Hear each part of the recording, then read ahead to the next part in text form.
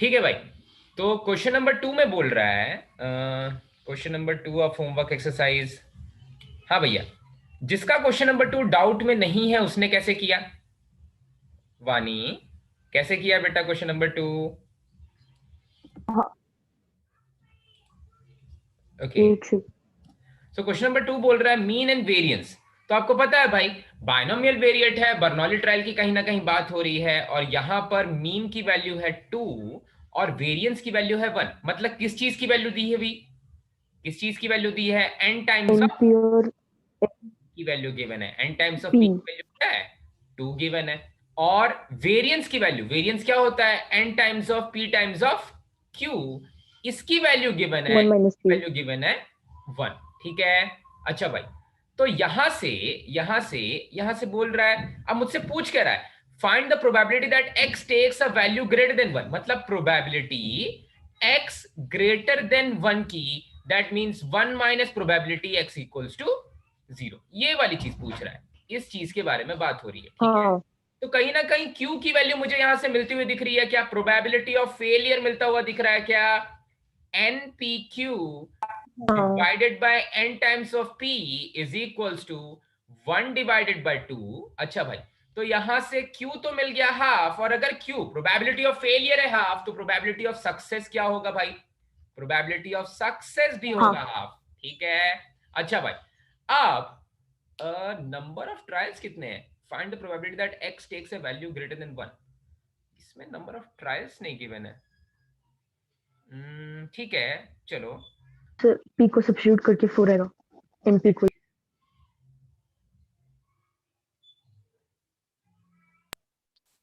NP n की equals value 2 है निकल तो जाएगी, n की एन वैल्यू इक्वल्स निकल 4। जाएगी। ओके, हाँ। सो यहां से मुझे बस ये वाली चीज की वैल्यू चाहिए, 1 minus P X X equals to 0। तो ये हो जाएगा 1 minus probability of zero success. Probability of zero success का फॉर्मूला कैसे लिखेंगे? N C zero, probability of success raise to the power 0, probability of failure raise to the power n। ठीक है। अच्छा भाई, हाँ तो अब मुझे पता है कि क्योंकि p की वैल्यू है मेरी हाफ, p की वैल्यू अगर हाफ है, तो p की वैल्यू से मैं n की वैल्यू निकाल सकता हूं। तो यहां पर मैं लिखूंगा n times of half is equals to 2 और n इज इक्वल्स टू 4। ठीक है। सो n की वैल्यू मिल गई, बस वो वाली वैल्यू यहां सब्स्टिट्यूट कर देते हैं, तो ये हो जाएगा 1 माइनस 4 सी 0 तो 1 होगा, p raise to the power 0 भी 1 होगा। तो हमारे लिए जो इंपॉर्टेंट है वो केवल है q raise to the power 4, जहां पर q की वैल्यू खुद है 1/2, तो हो जाएगा 1/2 रेस टू द पावर 4। तो इसका आंसर आ जाएगा 15/16। ठीक है। चमका हाँ क्या भाई? क्यों नहीं आया था केतकी ये वाला क्वेश्चन समझ में? हाँ। कहाँ गड़बड़ हो रहा था? ओके, तो ठीक है। मैंने कुछ अलग ही पढ़ा। ओके, ठीक है। चलो, ये वाले क्वेश्चन के बाद क्वेश्चन नंबर 5 है। थोड़ी सी हैंडराइटिंग भी गड़बड़ होगी because pad I am not able to keep. Okay, question number 5 में बोल रहा तो है। एक्चुअली हाँ बेटा बोलो। जो ग्रेटर देन 1 है तो फिर 2 3 4 ये वैल्यूज हो सकते हैं ना, 1 भी एक्सक्लूड करना है क्या? हाँ, ग्रेटर देन इक्वल्स टू 1 नहीं बोला ना, ग्रेटर देन 1 बोला। तो मैंने पी एक्स ग्रेटर देन 1 ले लिया, मतलब 0 नहीं हो सकता उसमें। हाँ, 2 3 4 इंक्लूड करना है, 1 को भी इंक्लूड करना है। नहीं, 1 को इंक्लूड। बिकॉज ग्रेट अच्छा, हाँ, value greater than 1। So greater than 1 तो जब एक्सक्लूड करेंगे। ओके ओके, एक बार फिर से मुझे सोचने दो। तो find the probability that X takes a value greater than 1। Greater than 1। हाँ, मैंने तो ग्रेटर देन इक्वल्स टू 1 निकाल दिया। फिर ग्रेटर देन 1 बोल रहा होगा तो 1 को लेना पड़ेगा। अगर 1 को लेंगे तो 1 माइनस 1 को एक्सक्लूड करना पड़ेगा। तो फिर कैसे बोल दिया? तब शायद, हाँ, ग्रेटर देन 1 दिया हुआ है, तो मैं यहां से 1 को जब एक्सक्लूड कर रहे हैं, क्योंकि 1 को एक्चुअली हम इंक्लूड करना चाहते हैं, तो 1 माइनस एक्सक्लूजन में 1 को भी एक्सक्लूड कर देते हैं। 1 को भी एक्सक्लूड कर देते हैं। अच्छा, ये डाउट था क्या? और जब 1 को हाँ एक्सक्लूड करेंगे तो, हाँ, फिर उसमें कुछ खास नहीं करना है आपको। 1 को एक्सक्लूड करना है तो n में से ऐसा एक ट्रायल चूज कर लो जहां पर आपको सक्सेस मिल रहा है, और फिर बाकी ट्रायल्स में आपको फेलियर मिलेगा, पर ऑफ कोर्स दोनों की प्रोबेबिलिटीज 1/2 है, तो ये वाली चीज बन जाएगी 4 C1 इज 4 मल्टीप्लाइड बाय, यहां भी आएगा 1/2 लास्ट में। अच्छा भाई, तो ये दे देगा मुझे वैसे तो ये ज्यादा लंबा हो गया, ये दे देगा मुझे दिस -4 मल्टीप्लाइड बाय 1/16, तो ये हो जाएगा -4/16 एंड दैट विल बी 11/16। तो इससे बेटर क्या होता, मैं x इक्वल्स टू 2 और x इक्वल्स टू 3 निकाल लेता, x इक्वल्स टू 2 3 4, वो भी बात सेम ही हो जाती। ठीक है भाई, तो एक बार आंसर चेक करना, तो इक्वल्स टू 1 के लिए दिया है या ग्रेटर देन 1 के लिए दिया है आंसर?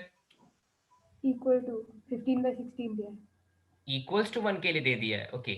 ठीक है, तो दो चीज कर सकते हो, या तो आप आंसर करेक्ट कर लो 11/16, या फिर आप क्वेश्चन करेक्ट कर लो ग्रेटर देन और equals to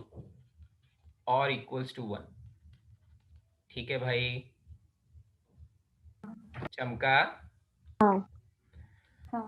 okay okay, question number 5 से पहले किसी को कोई डाउट है क्या किसी क्वेश्चन में भाई?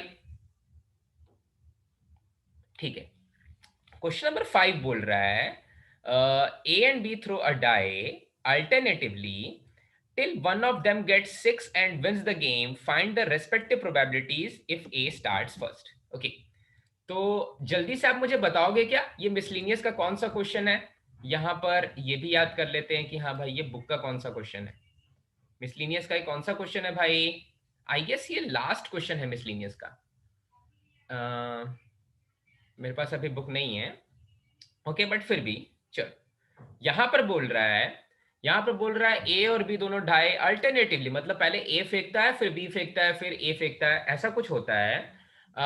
Till one of them gets a 6 and wins the game, find their respective probabilities of winning if A starts first. Of course देखो, अगर ए शुरू करता है तो ए जीत जाए, ए को ही जिताना है मुझे, तो पहले बार में ही ए जीत सकता है। ठीक है, 1/6 वेज में पहले बार में ही ए जीत जाए, या फिर ए फिर से मुझे अगर ए को जिताना है तो ए पहले बार में हार जाए, फिर बी भी हार जाए, तब ए जीत जाए।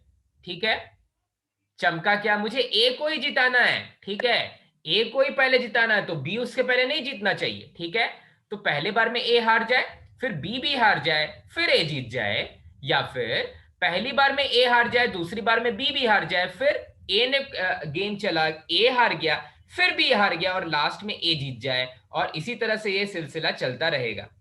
चमका क्या भाई? ए को जीतवाना है हाँ। ना, तो ए, अरे आप ऐसा सोच लो कि ए और बी लूडो खेल रहे हैं, जिसका पहले 6 आएगा वो जीत जाएगा। तो लूडो कैसे खेलते हैं? पहले ए ने अपनी चाल चली, तो ए पहली बार में ही उसके पास 6 आ गया। अगर उसके पास पहली बार में 6 नहीं आया तो फिर ए ने क्या किया भाई? फिर से उसने चाल चली, लेकिन ए डायरेक्टली चाल चल सकता है क्या? नहीं चल सकता, उसको पहले बी को चांस देना पड़ेगा, तो बी हारेगा तभी तो ए उसके पहले जीतेगा, वरना तो बी जीत जाएगा अगर बी का 6 आ जाएगा तो। ठीक है, तो ए अब हार जाए तो 6 के अलावा कोई नंबर 5/6 वेज में आ सकता है, तो 5/6 मल्टीप्लाइड बाय 5/6 और फिर ए जीत जाए। ठीक है, या फिर ए फर्स्ट टर्न में हार जाए, फर्स्ट चांस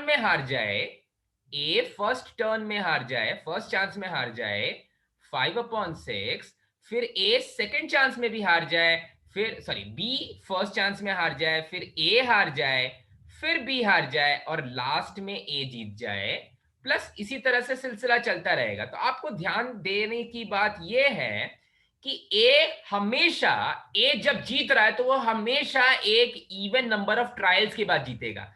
मतलब या तो ए पहली बार में, या तो ए बिना किसी ट्रायल के बाद ही खुद चला और ए जीत गया, पहले कोई ट्रायल हुई ही नहीं, या फिर 2 ट्रायल्स के बाद ए और बी चले और फिर ए ने चला तो जीत गया, या फिर 4 ट्रायल्स के बाद ए हारा बी हारा, ए हारा बी हारा और फिर ए जीत गया, या फिर 6 ट्रायल्स के बाद ए हारा बी हारा, ए हारा बी हारा, ए हारा बी हारा, और फिर लास्ट में ए जीत गया। ठीक है, तो ये जो सीक्वेंस आपको दिख रहा है अभी नीचे, इस सीक्वेंस का जो फर्स्ट टर्म है वो 1/6 रहेगा और इसी सीक्वेंस का जो कॉमन रेशियो होगा वो ये आ जाएगा, वो आ जाएगा, यहां पर आ रहा है 25/6, यहां पर सॉरी 25/36 और उसके बाद 25/36 का होल स्क्वायर बनेगा, 25/36 का होल क्यूब बनेगा उसका नेक्स्ट टर्म। तो जो कॉमन रेशियो है वो क्या हो जा रहा है भाई, 25/36।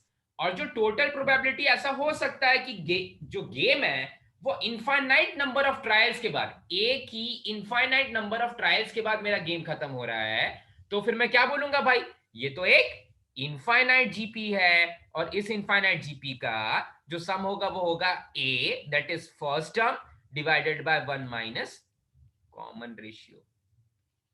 ठीक है, कुछ ऐसा हो जाएगा। अच्छा, तो ये हो जाएगा 1/6 डिवाइडेड बाय 11/36, तो यहां से बचेगा 6/11। ठीक है, ओके। अब देखो, ये चीज मेरे लिए इंपॉर्टेंट नहीं है, ठीक है, ये तो अगर हम एक बार सीख लेंगे तो हमें जरूर चमक जाएगा। जो इसका नेक्स्ट वाला चीज गिवन है एनसीईआरटी में वो ज्यादा इंपॉर्टेंट है और वो ज्यादा क्रिटिकल है। ठीक है, अब ऐसा है कि ये जो 6/11 है ये तो ए के जीतने की प्रोबेबिलिटी है, कि ए ही जीतेगा, ए ही फर्स्ट ट्रायल में जीतेगा, ये उसकी प्रोबेबिलिटी है। ठीक है, तो जो सम ऑफ टोटल प्रोबेबिलिटीज है, मतलब जो बची हुई 5/11 की प्रोबेबिलिटी है, वो क्या देने वाली है, ये जो प्रोबेबिलिटी मुझे मिली ये है कि प्रोबेबिलिटी दैट ए पहले जीत जा रहा है। ठीक है, ए पहले थर्ड ट्रायल में जीत जा रहा है, या ए सॉरी फर्स्ट ट्रायल में जीत जा रहा है, या ए थर्ड ट्रायल में जीत जा रहा है, या ए फिफ्थ ट्रायल में जीत जा रहा है, या ए सेवेंथ ट्रायल में जीत जा रहा है, पर पहले ए को जिताना है। ठीक है, तो ए के जीतने की प्रोबेबिलिटी है 6/11। ओके, तो जो बचा हुआ 5/11 है वो किधर जा रहा है, वो किसके पास चला जा रहा है, बी के लिए। हाँ, वो बी के पहले जीतने की प्रोबेबिलिटी है। ठीक है, तो अगर कभी जेई मेंस में इसको किसी फॉर्म में पूछा जाए कि भाई ऐसा ऐसा गिवन है, इनफाइनाइट जीपी आप निकाल ले रहे हो, तो दूसरे वाले तरीकों को आप ऐसे भी कर सकते हो, मतलब प्रोबेबिलिटी की बी जीत रहा है उसको आप इस तरह से भी निकाल सकते हो कि पहले ए हार जाए फिर बी जीत जाए, प्लस पहले ए हार जाए फिर बी भी हार जाए फिर ए भी हार जाए और फिर बी जीत जाए। ठीक है, प्लस अब इसी तरह से ये सीक्वेंस चलता रहेगा, इसी तरह से ये सीक्वेंस चलता रहेगा भाई। यहां पर जो कॉमन रेशियो आई गेस वो फिर से वो कौन क्या आ रहा है भाई, कॉमन रेशियो फिर से वही सेम आ रहा है क्या, फिर एक और नेक्स्ट वाला ट्रायल में चेक करते हैं भाई।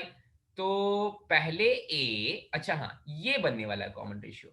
देखो तो अब इसके नेक्स्ट वाले ट्रायल में क्या होगा, अगर मुझे बी को जितवाना है तो मैं बोलूंगा कि पहले ए हार जाए फिर बी भी हार जाए फिर ए हार जाए फिर बी हार जाए फिर ए हार जाए और लास्ट में बी जीत जाए। ठीक है, तो देखो तो ये था मेरा फर्स्ट टर्म। ठीक है, उसके बाद ये वाली चीज बनने वाली है कॉमन रेशियो, क्योंकि ये फर्स्ट टर्म रिपीट होता जा रहा है, यहां पर था ये फर्स्ट टर्म, फिर से आया ये फर्स्ट टर्म, फिर से आया ये फर्स्ट टर्म, तो जो कॉमन रेशियो है अभी भी क्या वो सेम है, ऑफ कोर्स वो कॉमन रेशियो सेम है, वो है 25/36। तो आपको कभी कभी एग्जाम में थोड़ा लंबा करने का लंबा कर सकते हो आप ऐसा बोल सकते हो कि हाँ बी फर्स्ट टर्म, बी पहले ए से जीत जाए, इसकी प्रोबेबिलिटी है ए अपॉन 1 माइनस कॉमन रेशियो क्या है भाई, 5/36।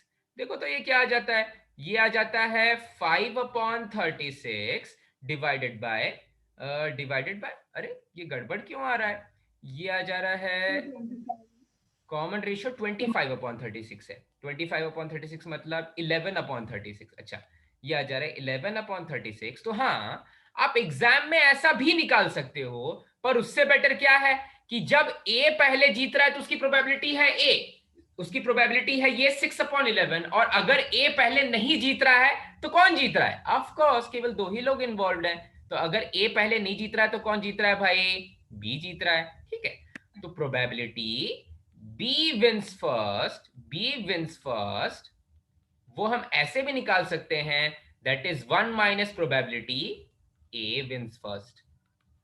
ए विंस फर्स्ट। ठीक है, तो मेरे लिए जो एनसीईआरटी में लिखा हुआ है ये वाली चीज लिखी हुई है, ये इंपॉर्टेंट है, तो इसके आगे इंपॉर्टेंट लिख के मार्क करके याद रखना भाई कि हाँ इसको हम इस तरह से भी निकाल सकते हैं, 5/11, ये भी 11 होगा। ठीक है चमका भाई, हाँ काफी इंपॉर्टेंट क्वेश्चन है, इसको किसी दूसरे फॉर्म में पूछा जा सकता है, तो याद रखना इस क्वेश्चन को। इसके बाद कोई ऐसा क्वेश्चन जो डाउट में है, क्वेश्चन नंबर 5 के बाद एक्सरसाइज, ये लास्ट एक्सरसाइज जो है प्रोबेबिलिटी की उसमें। ओके ठीक है, नहीं सो हाँ, तो ये वाली एक्सरसाइज हो गई हमारी। फिर टीपीपी में कुछ क्वेश्चंस डाउट में है क्या भाई? टीपीपी में कोई ऐसा क्वेश्चन जो डाउट में है? हाँ हाँ चलो टीपीपी के क्वेश्चंस बताना आप, उसके बाद कुछ हम अलग से क्वेश्चंस कर लेंगे। ओके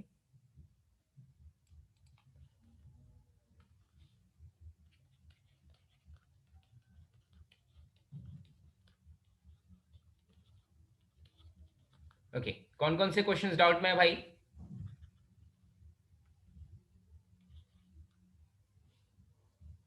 फोर्थ वाला, फोर्थ वन है, थर्ड वन, थर्ड वन है,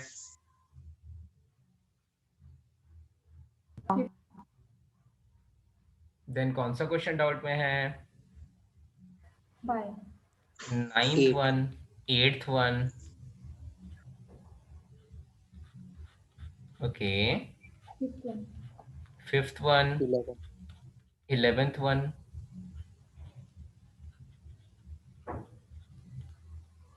ओके, कौन सा गेट की? 13, 13th वन, हाँ फिर कौन सा? 17th वन, ओके, फिर कौन सा क्वेश्चन?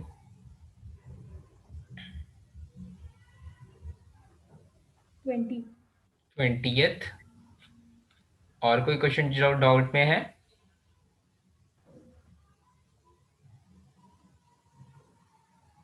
चलो, तो टोटल पता नहीं, थोड़े से ही क्वेश्चंस डाउट में हैं, तो जल्दी ही हो जाएंगे।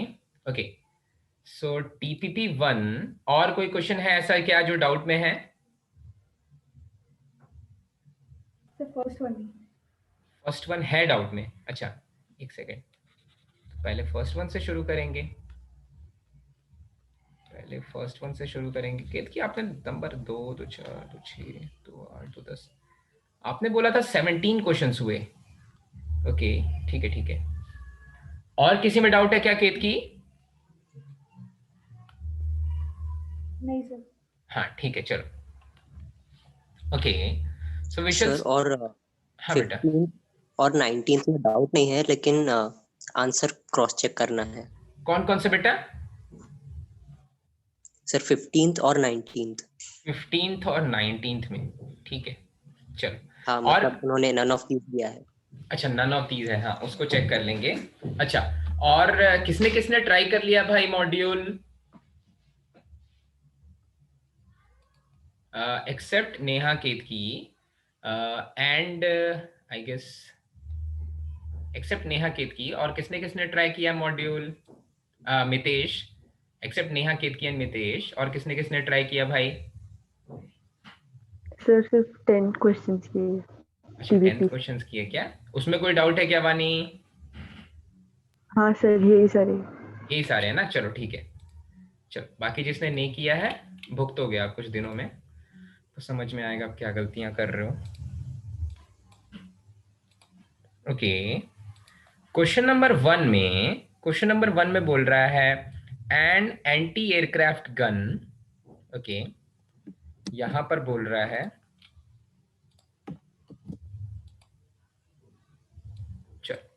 यहां पर बोल रहा है an anti aircraft gun can take a maximum of 4 shots at an enemy plane moving away from it. Okay, the probabilities of hitting the plane in the first, second, third and fourth shots are fourth shot are 0.4, 0.3, 0.2 and 0.1 respectively. अच्छा, probability that the gun hits the plane, probability that the gun hits the plane। अच्छा, तो देखो यहां पर कहीं ना कहीं एक छोटी सी लाइन नहीं गिवन है कि उसको मिनिमम कितने शॉट्स चाहिए प्लेन को हिट करने के लिए, ये वाली चीज नहीं गिवन है। तो मैं ये मान के चल रहा हूं कि अगर प्लेन को हिट करना है तो उसको एक ही शॉट चाहिए। वो सेकंड शॉट हो सकता है, वो थर्ड शॉट हो सकता है, वो फोर्थ शॉट हो सकता है, वो फर्स्ट शॉट भी हो सकता है, ठीक है। और अगर वो प्लेन को हिट कर रहा है तो अगर वो फर्स्ट शॉट में ही हिट कर ले रहा है तो कहीं ना कहीं फिर उसको सेकंड शॉट तक नहीं जाना है, ठीक है। अगर फर्स्ट शॉट में हिट कर दे रहा है तो फिर प्लेन नीचे गिर जाएगी, ठीक है भाई।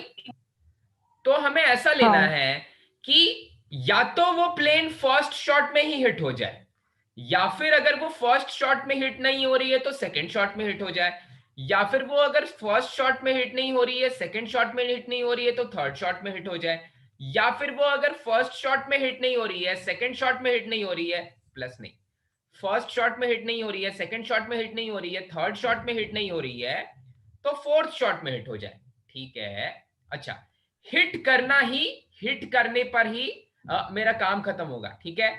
हिट करने पर ही मेरा काम खत्म होगा। अब इंटरेस्टिंग चीज ये है कि यहां पर ये जो total probability, number of elements in sample space है, वो सारी की सारी चीज इन प्रोबेबिलिटीज में कंटेन हो जा रही है, ठीक है। प्लेन को हिट करना इज द जॉब। अब प्लेन को हिट करने में आप पहले वाले हिट में ही प्लेन को हिट कर सकते हो, या पहले वाले पे हिट ना करके सेकंड वाले हिट पे हिट कर सकते हो, या पहले दूसरे पे हिट ना करके थर्ड वाले पे हिट कर सकते हो, या पहले तीन पे हिट ना करके फोर्थ वाले पे हिट कर सकते हो। पर प्लेन को हिट करना ही इंपॉर्टेंट है, मतलब ये probability of hitting the plane ही है, ठीक है, probability of hitting the plane ही है। तो ये कहीं ना कहीं कौन सा फॉर्म दिखा आपको, कौन सा फॉर्म लगा? क्या ये टोटल प्रोबेबिलिटी है? ये कुछ टोटल प्रोबेबिलिटी है। प्रोबेबिलिटी की प्लेन फर्स्ट शॉट में हिट कर ले, प्लस प्रोबेबिलिटी की प्लेन फर्स्ट शॉट पे हिट ना करे तब सेकंड शॉट में हिट कर ले, प्लस प्रोबेबिलिटी की प्लेन फर्स्ट शॉट में हिट ना करे, सेकंड शॉट में हिट ना करे तब थर्ड शॉट में हिट कर ले, प्लस प्रोबेबिलिटी की प्लेन फर्स्ट सेकंड थर्ड तीनों शॉट्स में ना हिट करे और फिर फोर्थ शॉट में हिट कर ले, ठीक है। तो ये probability of hitting the plane के लिए मैं लिखूंगा, अगर फर्स्ट शॉट में हिट कर ले रही है तो 0.4, ये एक्चुअली प्रीवियस ईयर AIEEE या शायद IIT क्वेश्चन है, ओके। अगर फर्स्ट शॉट में हिट नहीं कर रही है तो 0.6 मल्टीप्लाइड बाय सेकंड शॉट में हिट कर रही है तो 0.3, प्लस अगर फर्स्ट शॉट में हिट नहीं कर रही है तो 0.6 मल्टीप्लाइड बाय अगर सेकंड शॉट में भी हिट नहीं कर रही है तो 0.7 प्लस सॉरी एंड अगर थर्ड शॉट में हिट कर ले रही है तो 0.2, प्लस अगर वो फर्स्ट शॉट में हिट नहीं कर रही है 0.6, सेकंड में भी हिट नहीं कर रही है 0.7, थर्ड में भी हिट नहीं कर रही है 0.8 और फिर फोर्थ शॉट में हिट कर ले रही है तो 0.1। ये हो जाएगी total probability of hitting the plane, ठीक है। तो इसको आप शायद अब कैलकुलेट कर लोगे कौन सा आंसर आता है। मितेश, सॉल्व किया है क्या बेटा इसको? हाँ सर, मतलब ऐसे नहीं किया मैंने, 1 minus probability of no hits कर दिया। नहीं, हाँ 1 माइनस प्रोबेबिलिटी किसी में हिट ना करे। वैसे आंसर क्या मैच करता है मितेश? हाँ सर, एक मिनट, 0.6976। 6976, ठीक है, ठीक है, ओके फाइन, ठीक है भाई। तो चमक गया भाई सभी को? हाँ भैया, ओके ओके। ये था क्वेश्चन नंबर 1। मितेश ने उसको 1 माइनस प्रोबेबिलिटी की किसी में हिट ना करे वाले फॉर्म में किया है, वो भी बिल्कुल सेम आंसर दे देगा। क्वेश्चन नंबर 1 के बाद क्वेश्चन नंबर 1 के बाद है 3। So question number 1 is done. Then question number 3 देखते हैं। क्वेश्चन नंबर 3 इज, अच्छा क्वेश्चन नंबर 3 में बोल रहा है, अच्छा ये असैसिन वाला हो गया आपसे, ओके। क्वेश्चन नंबर 3 में बोल रहा है a student appears for test 1, 2 and 3. The student is successful if he passes, okay, ले लेते हैं इस क्वेश्चन को भी, ठीक है। सो यहाँ पर test, okay, a student appears for test 1, 2 and 3. The student is successful if he passes either in test 1 and 2 or test 1 and 3. Okay, तो सक्सेसफुल तब होगा जब वो 1 and 2 या 1 and 3 में पास हो जाए। अच्छा, the probabilities of the student passing 1, 2 and 3 are p, q and half respectively.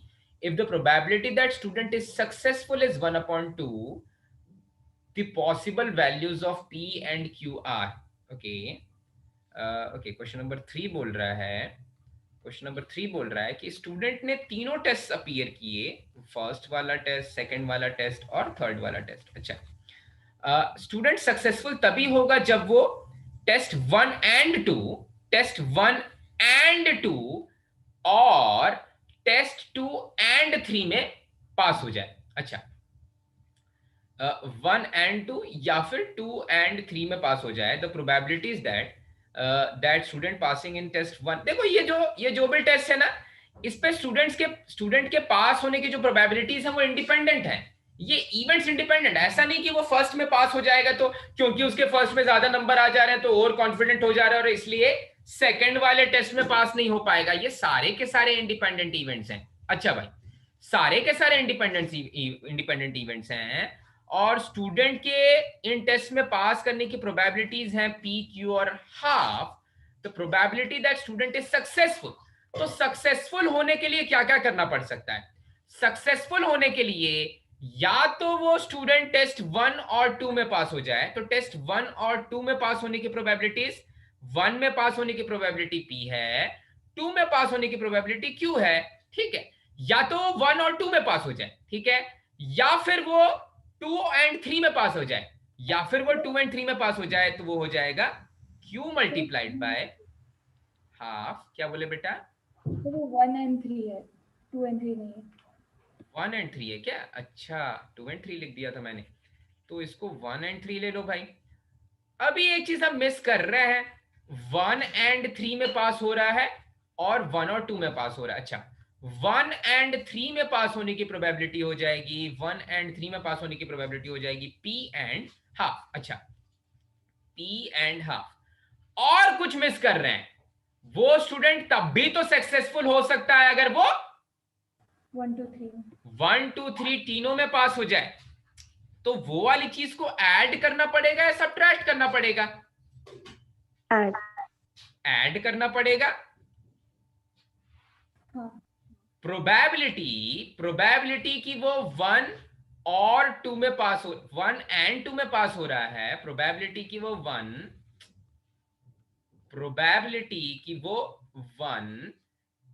and 2 में पास हो रहा है, यूनियन प्रोबेबिलिटी की वो प्रोबेबिलिटी की वो 1 and 3 में पास हो रहा है will be equals to, probability की वो 1 and 3 में पास हो रहा है विल बी इक्वल्स टू, सोचो तो ये क्या होगा? सब्ट्रैक्ट होगा। हाँ, अब चमका ना। देखो तो ये एक एक इवेंट साथ में आ गए हैं, प्रोबेबिलिटी की वो 1 and 2 में पास हो प्लस प्रोबेबिलिटी की वो 1 and 3 में पास हो माइनस प्रोबेबिलिटी की वो इन दोनों के इंटरसेक्शन। अरे 1 और 2 में भी पास हो रहा है और 1 और 3 में भी पास हो रहा है, इसका मतलब प्रोबेबिलिटी की वो तीनों में पास हो जा रहा है, प्रोबेबिलिटी की वो तीनों में पास हो जा रहा है। तो तीनों में पास होने की प्रोबेबिलिटी क्या होगी?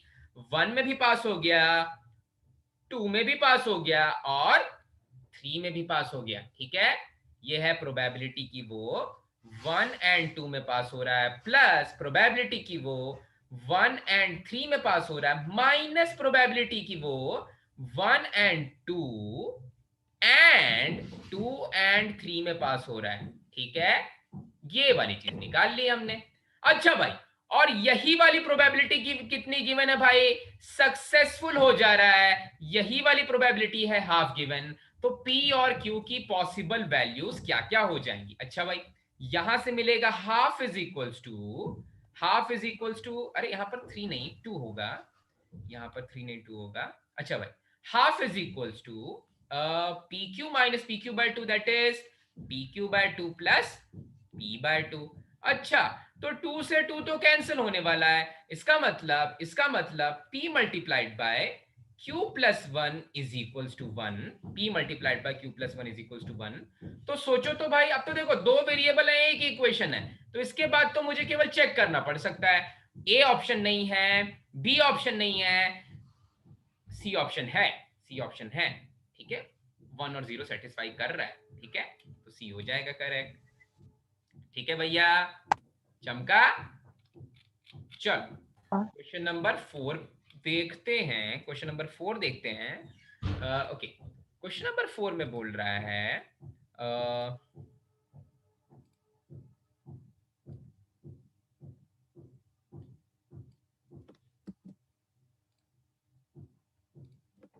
okay, a bag contains A white balls and B black balls. अच्छा भाई, ठीक है। Two players A and B alternately draw a ball from the bag, replacing the ball each time after the draw till one of them draws a white ball. अच्छा, जो white ball draw कर रहा है वो जीत जाएगा। चलो सही है, बिल्कुल वही 6 वाला है। Assume that A begins the game. If probability of A winning the game is 3 times that of probability that B wins the game, the ratio of A is to B is. अच्छा भाई, simple सा तो है कि जिसने पहले white ball निकाला वो जीत जाएगा, ठीक है, तो पहले A को जिताते हैं, बाद में B के बारे में सोचेंगे। और आप इसमें शॉर्टकट भी यूज कर सकते हो, अच्छा, तो देखो, तो मैं बोल रहा हूं कि ए जीतने वाला है, तो ए की जीतने की प्रोबेबिलिटी, अच्छा नहीं, इन दोनों की प्रोबेबिलिटी 3 टाइम्स है, तो मैं अलग अलग प्रोबेबिलिटीज ही निकालूंगा। फिर भी अलग अलग निकालने के लिए भी बी को जिताना पड़ेगा। ओके, तो ए क्या पहली बार में अगर ए जीत जाए तो ए upon A plus B veg में जीत सकता है। पहली बार में ही ए ने व्हाइट बॉल निकाल ली, ठीक है, तो ए जीत गया, ठीक है। अब ऐसा हो सकता है कि हाँ, ए पहली बार में नहीं जीता, अल्टरनेटली है ना, हाँ, तो पहली बार में ए नहीं जीता, तो पहली बार में ए ने कौन सी बॉल निकाली भाई, ब्लैक बॉल निकाली, B upon A plus B veg में। अच्छा भाई, उसके बाद ए को ही गेम जिताना है, तो पहली बार तो ए हार गया, क्या दूसरी बार बी को जिता दे? नहीं, बी भी हारना चाहिए, बी को भी हरा दो। बी ने भी ब्लैक बॉल निकाली और फिर ए ने क्या किया, फिर ए ने व्हाइट बॉल निकाल ली, तो ए फिर से जीत गया, ठीक है। ए या तो फर्स्ट टर्म में जीता जब उसने व्हाइट बॉल निकाली, नहीं तो उसके बाद उसने ब्लैक बॉल निकाली, ए ने ब्लैक बॉल निकाली, फिर बी ने भी ब्लैक बॉल निकाली, फिर ए ने व्हाइट बॉल निकाल ली, या फिर ए ने ब्लैक बॉल निकाली, इसके बाद की कहानी अब आपको चमक गई होगी, फिर बी ने भी ब्लैक बॉल निकाली, फिर ए ने ब्लैक बॉल निकाली, फिर बी ने ब्लैक बॉल निकाली, और फिर ए ने ब्लैक बॉल ड्रॉ की और ए गेम जीत गया, एंड सो ऑन। तो प्रोबेबिलिटी कि ए जीत रहा है, probability that A is winning the game will be A upon first term is A upon A plus B. तो फिर से ये एक इनफाइनाइट जीपी का फॉर्मूला है जिसका फर्स्ट टर्म है ये, अच्छा भाई, कॉमन रेशियो है B square upon A plus B का होल स्क्वायर, ठीक है। सो ये हो जाएगा A upon A plus B, A upon A plus B, A upon 1 minus common ratio, so 1 minus common ratio is B square upon A plus B का whole square. अच्छा भाई, यहीं पर हम खत्म नहीं करेंगे, अब प्रोबेबिलिटी की बी जीत जाए, ठीक है, तो दो तरीके हैं, एक तो 1 माइनस प्रोबेबिलिटी के फॉर्म में निकालो, ठीक है, नहीं, उसने एक नया रिलेशन दे दिया है, पर फिर भी सम ऑफ प्रोबेबिलिटीज तो 1 ही होने वाली हैं। अच्छा, मैं कंफर्टेबल फील करूंगा जब मैं बी को अलग से जिता दूं, तो देखो, तो मैं बी के लिए अलग से प्रोबेबिलिटी फाइंड करता हूं, बी के लिए जो अलग से प्रोबेबिलिटी फाइंड कर रहा है, बी को जितवाना है, लेकिन शुरू कौन कर रहा है गेम भाई, ए शुरू कर रहा है। अच्छा, तो बी जीतना चाहिए, तो कैसे जीतेगा, पहले ए को हारना पड़ेगा, ठीक है, तो ए ने निकाली ब्लैक बॉल, फिर बी जीत गया, बी ने निकाल ली व्हाइट बॉल, या फिर ए ने निकाली ब्लैक बॉल, बी ने निकाली ब्लैक बॉल, फिर ए ने निकाली ब्लैक बॉल, और फिर बी जीत गया, फिर बी व्हाइट बॉल निकाल के जीत गया, या फिर ए ने निकाली ब्लैक बॉल, बी ने निकाली ब्लैक बॉल, फिर ए ने निकाली ब्लैक बॉल, फिर बी ने निकाली ब्लैक बॉल, फिर ए ने निकाली ब्लैक बॉल और फिर बी व्हाइट बॉल निकाल के जीत गया, बी ने निकाली व्हाइट बॉल और जीत गया।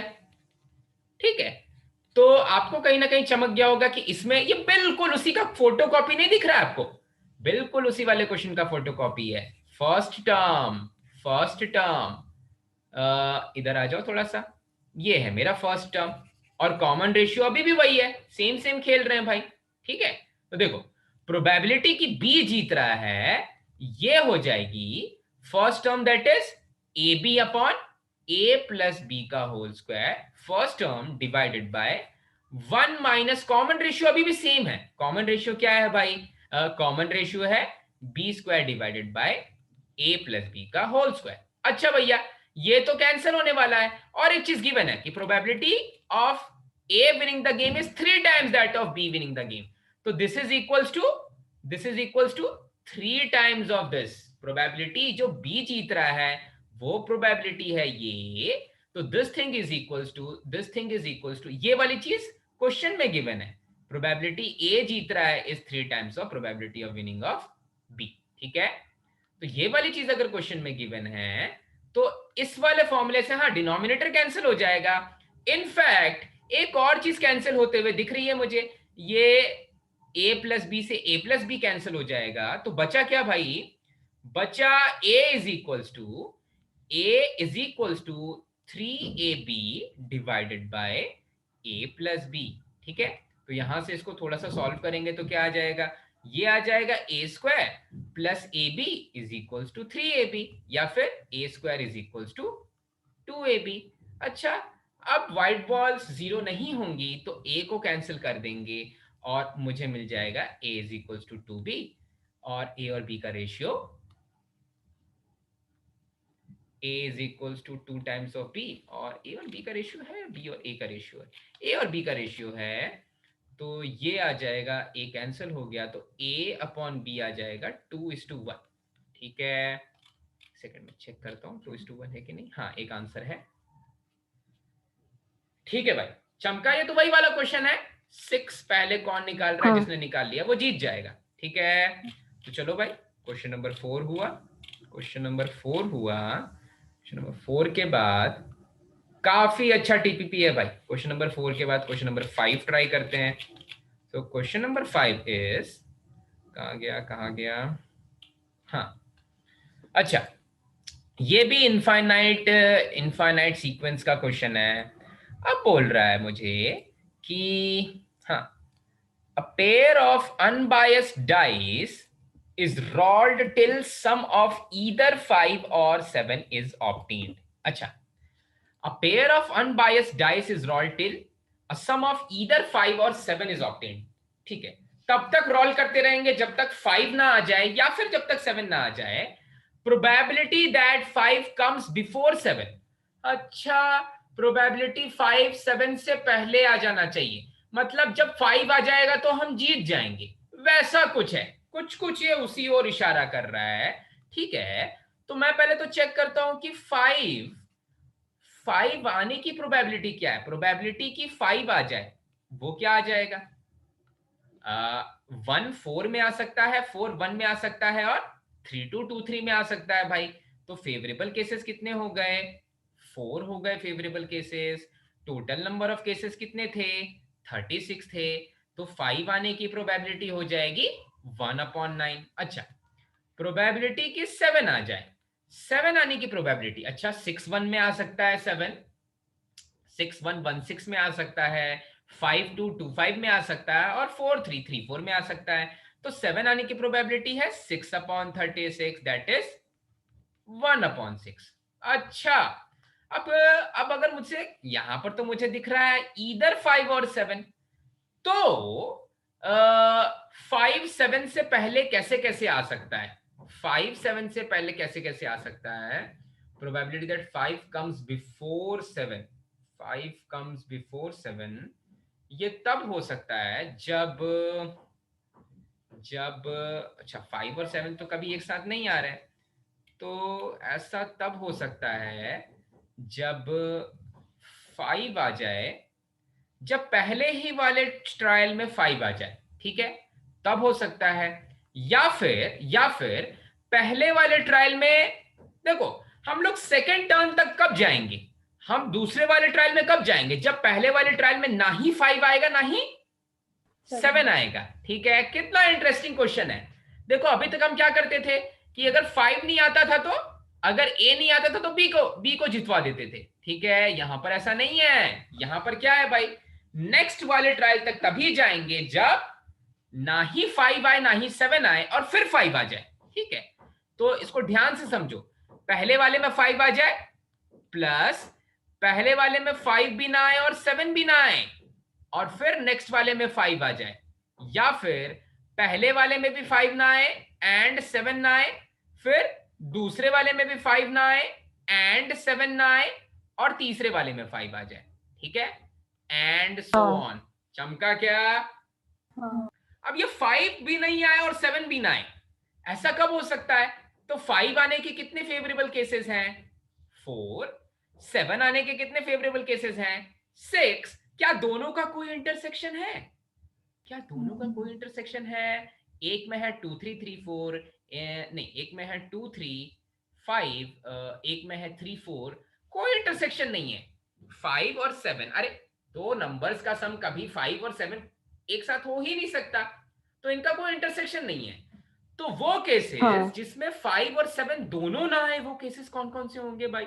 जब 5 और 7 दोनों ना आए तो ऐसे 26 केसेस हैं। ठीक है, और टोटल नंबर ऑफ केसेस हैं 36। तो 5 और 7 ना आए और फिर 5 आ जाए, या फिर पहले वाले में 5 और 7 ना आए, ठीक है, फिर 26। एक बार मैं फिर से लिख देता हूं, पहले वाले में 5 और 7 ना आए तो दैट इज 26/36, फिर दूसरे वाले में भी 5 और 7 ना आए 26/36 और तीसरे बारी में 5 आ जाए, प्लस सो ऑन, ऐसा सिलसिला चलता रहेगा। तो आपको फिर से दिख गया एक इनफाइनाइट जीपी की probability 5 comes before 7, 5 comes before 7, वो हो जाएगा a divided by 1 minus the common ratio. ठीक है, दैट इज नहीं 1/9 है प्रोबेबिलिटी ऑफ अकरेंस ऑफ 5, तो a divided by 1 minus common ratio. अच्छा, तो ये हो जाएगा 1/9 माइनस 1 माइनस 13/18। अच्छा भाई, तो ये क्या दे देगा? ये दे देगा 1/9 और 1/9 और ये दे देगा 5/18। तो ये कहीं ना कहीं 2/5 दे रहा है। ठीक है, चमका क्या? काफी इंटरेस्टिंग क्वेश्चन, इसको भी याद रखने लायक क्वेश्चन है भाई। ये कैसे सॉल्व किया? Okay, question number 5। Question number 5 के बाद, क्वेश्चन नंबर 5 के बाद है क्वेश्चन नंबर 9। क्वेश्चन नंबर 5 के बाद क्वेश्चन नंबर 9 है। ओके, क्वेश्चन नंबर 8 भी था क्या? मुझे दिखा नहीं। हाँ, क्वेश्चन नंबर 8 पहले है, ऑफ कोर्स पहले 8 है, तो पहले 8 ट्राई करते हैं। ओके,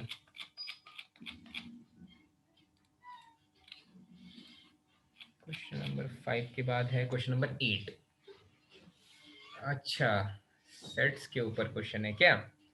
देखो, मैंने सेट्स के क्वेश्चंस को सॉल्व करने का एक तरीका बताया है, जो इस साल मैंने बहुत एग्जॉस्टिवली 11th में यूज किया है। सारे के सारे क्वेश्चंस हुए हैं भाई, तो उसी तरीके से करते हैं इस क्वेश्चन को। क्वेश्चन नंबर 8 है, ऐसा मैंने आपको लास्ट क्लास में एक प्रीवियस ईयर जेई क्वेश्चन कराया था जो बिल्कुल ऐसा ही दिखता था। अच्छा, अब यहां पर बोल रहा है, ऑफ कोर्स केवल 2 इवेंट्स की बात हो रही है तो कंपैरेटिवली तो ये क्वेश्चन इजी है।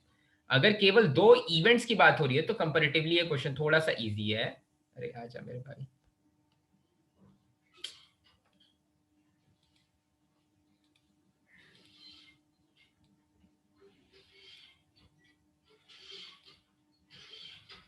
ओके,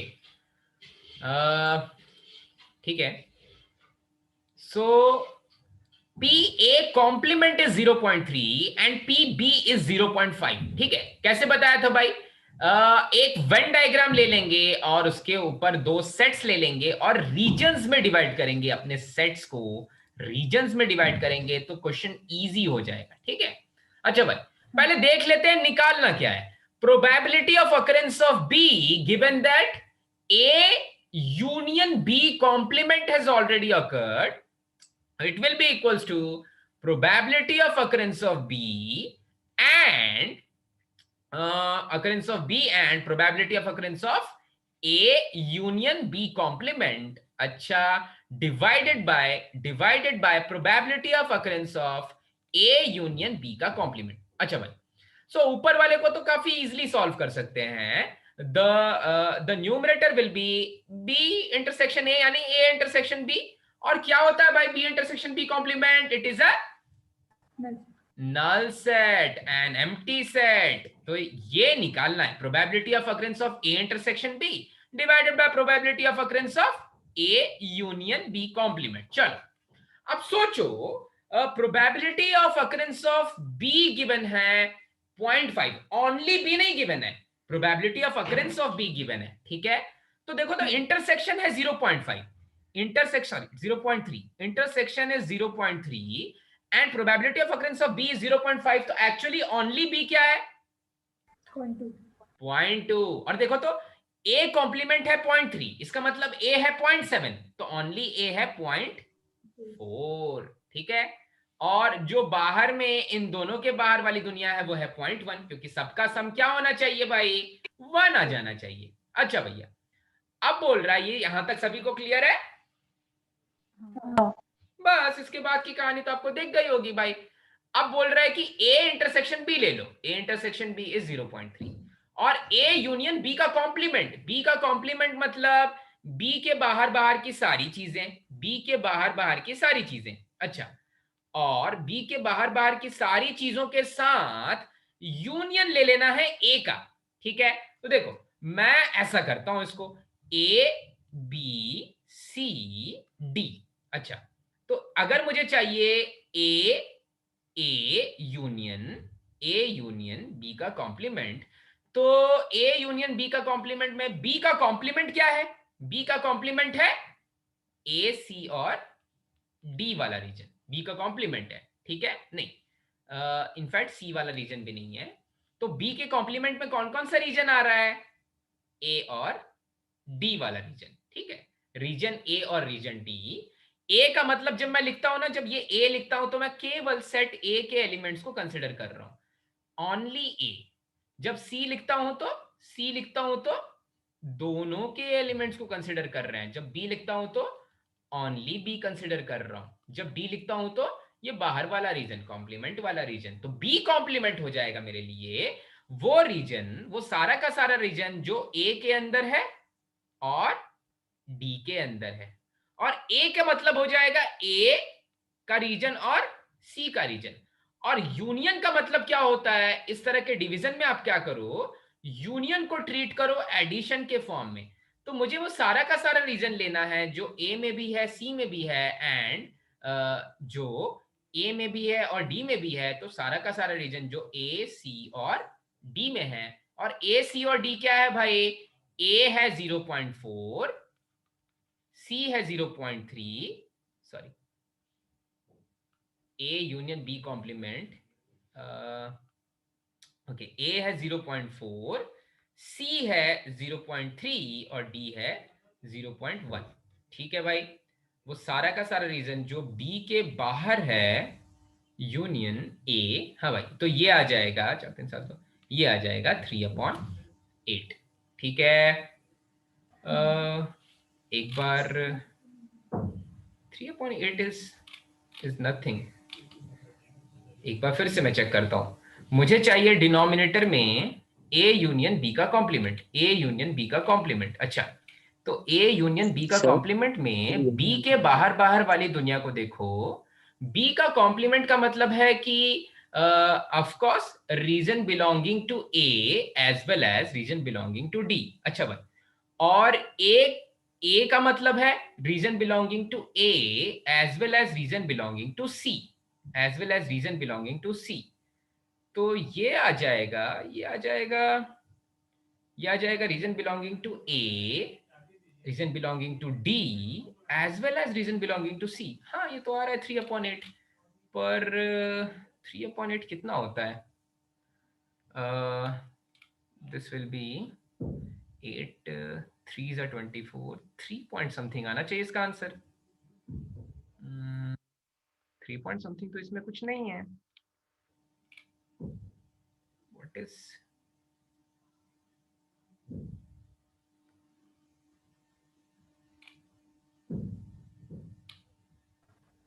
तो मेरा भी ऑप्शन में कुछ आया नहीं, 3/8 ही आया।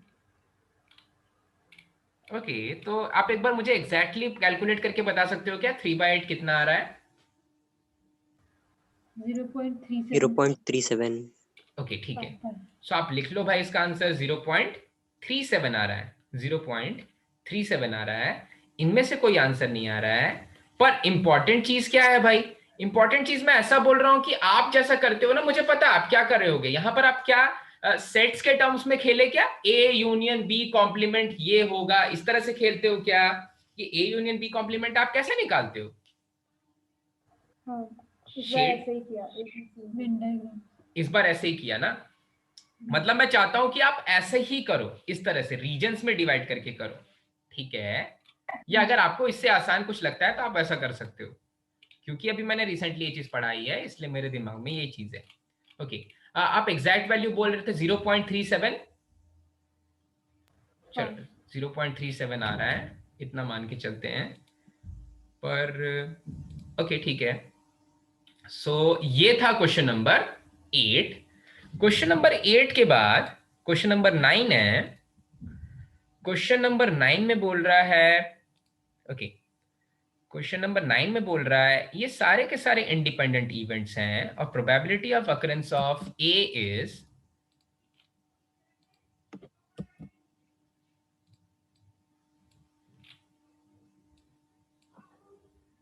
ओके और इंडिपेंडेंट इवेंट सच दैट, अच्छा A1 के होने की प्रोबेबिलिटी 1/2 है, probability that none of them occurs. हाँ तो प्रोबेबिलिटी की एक भी ना हो, तो प्रोबेबिलिटी की एक भी ना हो मतलब प्रोबेबिलिटी की A1 भी ना हो एंड A2 भी ना हो एंड A3 भी ना हो एंड अप टू प्रोबेबिलिटी की AN भी ना हो। ठीक है, ऐसा क्यों लिखा? क्योंकि मुझे एक वर्ड दिख गया, इंडिपेंडेंट इवेंट्स। इंडिपेंडेंट इवेंट्स वाला वर्ड दिखा मुझे बस। तो इसके बाद तो मैं ऐसे ही खेलूंगा, इंटरसेक्शन पे खेलूंगा। तो ये हो जाएगा प्रोबेबिलिटी की A1 ना हो मल्टीप्लाइड बाय प्रोबेबिलिटी की A2 ना हो मल्टीप्लाइड बाय प्रोबेबिलिटी की A3 ना हो multiplied by up to probability की AN ना हो भाई। और A1 के नहीं, A1 के होने की प्रोबेबिलिटी 1/2 है, A1 के नहीं होने की प्रोबेबिलिटी 1 - 1/2 है। A2 के होने की प्रोबेबिलिटी 1/3 है, A2 के नहीं होने की प्रोबेबिलिटी 1 - 1/3 है। A3 के होने की प्रोबेबिलिटी 1/4 है, A3 के नहीं होने की प्रोबेबिलिटी 1 - 1/4 है, मल्टीप्लाइड बाय अप टू अच्छा भाई, और AN के होने की प्रोबेबिलिटी 1/n+1 है, तो AN के नहीं होने की प्रोबेबिलिटी है 1 - 1/n+1। ठीक है, AN के, ठीक है। तो ये दे देगा मुझे 1/2 multiplied by 2/3 multiplied by 3/4 multiplied by so on multiplied by n/n+1। ठीक है,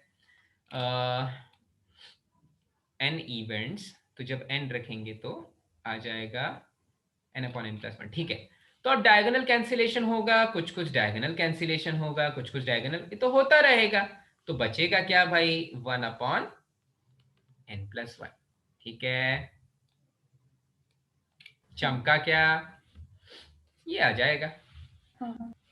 चलो बढ़ जाते हैं आगे, बढ़ जाते हैं आगे।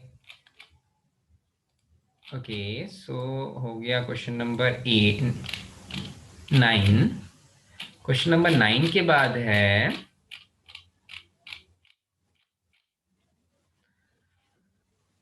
11। क्वेश्चन नंबर 9 हो गया, क्वेश्चन नंबर 9 हो गया, देन 11 13 17 11 13 15 17 19। अच्छा सब ऑड नंबर्स हैं।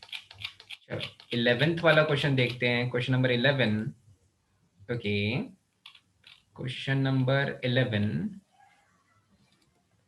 हाँ भाई ये क्वेश्चन नंबर 11 तो गलत है, ऑफ कोर्स क्वेश्चन नंबर 11 गलत दिया हुआ है हमारे मॉड्यूल में। ये एक्चुअली एक फिर से मुझे जहां तक याद आ रहा है, ये previous year AI triple E question ही है। प्रीवियस ईयर जेई क्वेश्चन है, previous year AI triple E question है, पर हाँ ये क्वेश्चन पूरी तरह से पूरा पूरा करेक्ट नहीं दिया हुआ है, ठीक है। अब इसका करेक्ट जो क्वेश्चन है वो ये है, करेक्ट क्वेश्चन है, इसमें बोल रहा है for 3 events A B C probability exactly one of the events A और बी। अच्छा, तो ये देखो ये चीजें गिवन है, प्रोबेबिलिटी, ये थोड़ा सा क्वेश्चन में करेक्शन है, इस क्वेश्चन में थोड़ा सा करेक्शन है। हाँ, क्वेश्चन एक्चुअल है, आप चेक भी कर सकते हो अपनी बुक में, रेस्पेक्टिव आपके पास जो प्रीवियस ईयर बुक्स होंगी, इसमें ऐसा क्वेश्चन था, ये प्रोबेबिलिटी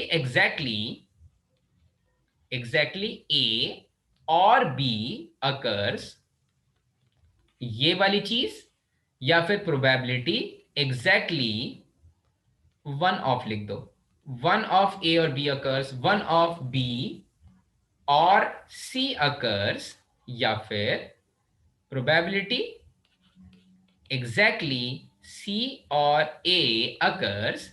ये तीनों की रिस्पेक्टिव प्रोबेबिलिटीज गिवन थी पी, ये तीनों की रिस्पेक्टिव प्रोबेबिलिटीज गिवन थी पी, और ओके, और प्रोबेबिलिटी की एक और चीज गिवन थी, क्वेश्चन आप देख चेक करना, वो है प्रोबेबिलिटी की A and B and C occur simultaneously, एक ही साथ अकर कर रहे हैं, इसकी प्रोबेबिलिटी गिवन थी पी स्क्वायर, ठीक है। तो फिर पूछता है, तो ये सारी चीजें आपके क्वेश्चन में गिवन है, ये सारी चीजें आपके क्वेश्चन में गिवन है, ओके। और इसके बाद वो पूछता है कि what is the probability of at least one of the 3 events A B and C occurring is, मतलब कम से कम एक हो रहा है। तो ये क्या चीज पूछ रहा है भाई मुझसे, probability at least one of 3 events, at least one of 3 events मतलब, एटलीस्ट वन ऑफ 3 मतलब 1 माइनस जब सभी हो रहे, 1 माइनस जब सभी हो रहे हैं, या फिर प्रोबेबिलिटी नहीं, 1 माइनस जब सभी हो रहे हैं, तो आप मान के चल रहे हो कि एटलीस्ट एक तो हो ही रहा है, ठीक है। ये एटलीस्ट 1 तब आता है जब आप दो का यूनियन लो, कि इनमें से कम एक हो ही जाए, ठीक है। तो हो जाएगा A union B union C, ठीक है भाई। हाँ, आपको आपकी गलती समझ में आई केत की, जब 1 माइनस करते हैं ना, तो मैं ऐसा मानता हूं कि मेरा universal set actually A union B union C बन गया है, ठीक है। तब होता है 1 माइनस उनका इंटरसेक्शन, पर कभी तो ऐसा होगा ना, अभी मैं थोड़ी ना बोल रहा हूं कि इनमें से कोई ना कोई एक तो हो ही रहा है, ऐसा नहीं बोल रहा हूं ना। इसका मतलब अभी यूनिवर्सल सेट में A union B union C नहीं है, तो एटलीस्ट 1 होने की प्रोबेबिलिटी अभी A union B union C है, और मुझे A union B union C की वैल्यू निकालनी है, ये आपको फाइंड करना था। ये ऊपर वाली चीज गिवन थी और ये आपको फाइंड करना था, ठीक है। तो आप मुझे बता सकते हो क्या कि ये एग्जैक्टली वन ऑफ ए और बी अकर्स, ये क्या चीज गिवन है, एग्जैक्टली वन ऑफ ए और बी अकर्स मतलब इसको सेट्स के फॉर्म में कैसे लिखें, A union B minus A intersection B, A union B minus A intersection B, बिल्कुल सही। प्रोबेबिलिटीज के टर्म्स में लिखेंगे तो probability of A union B minus probability of A intersection B. अरे एग्जैक्टली 1 क्या होता है, ऐसे मेरे दो सेट्स बन रहे हैं, ऐसे मेरे दो सेट्स बन रहे हैं, तो ये है एग्जैक्टली 1 भाई, ये है एग्जैक्टली 1, ठीक है, ऐसा हो जाएगा। अच्छा, वैसे ही बी एग्जैक्टली 1 ऑफ बी और सी हो जाएगा probability B union C minus probability B intersection C, ये हो जाएगा probability A union C minus probability A intersection C. और तीनों साइमल्टेनियसली ऑकर कर रहे हैं, मतलब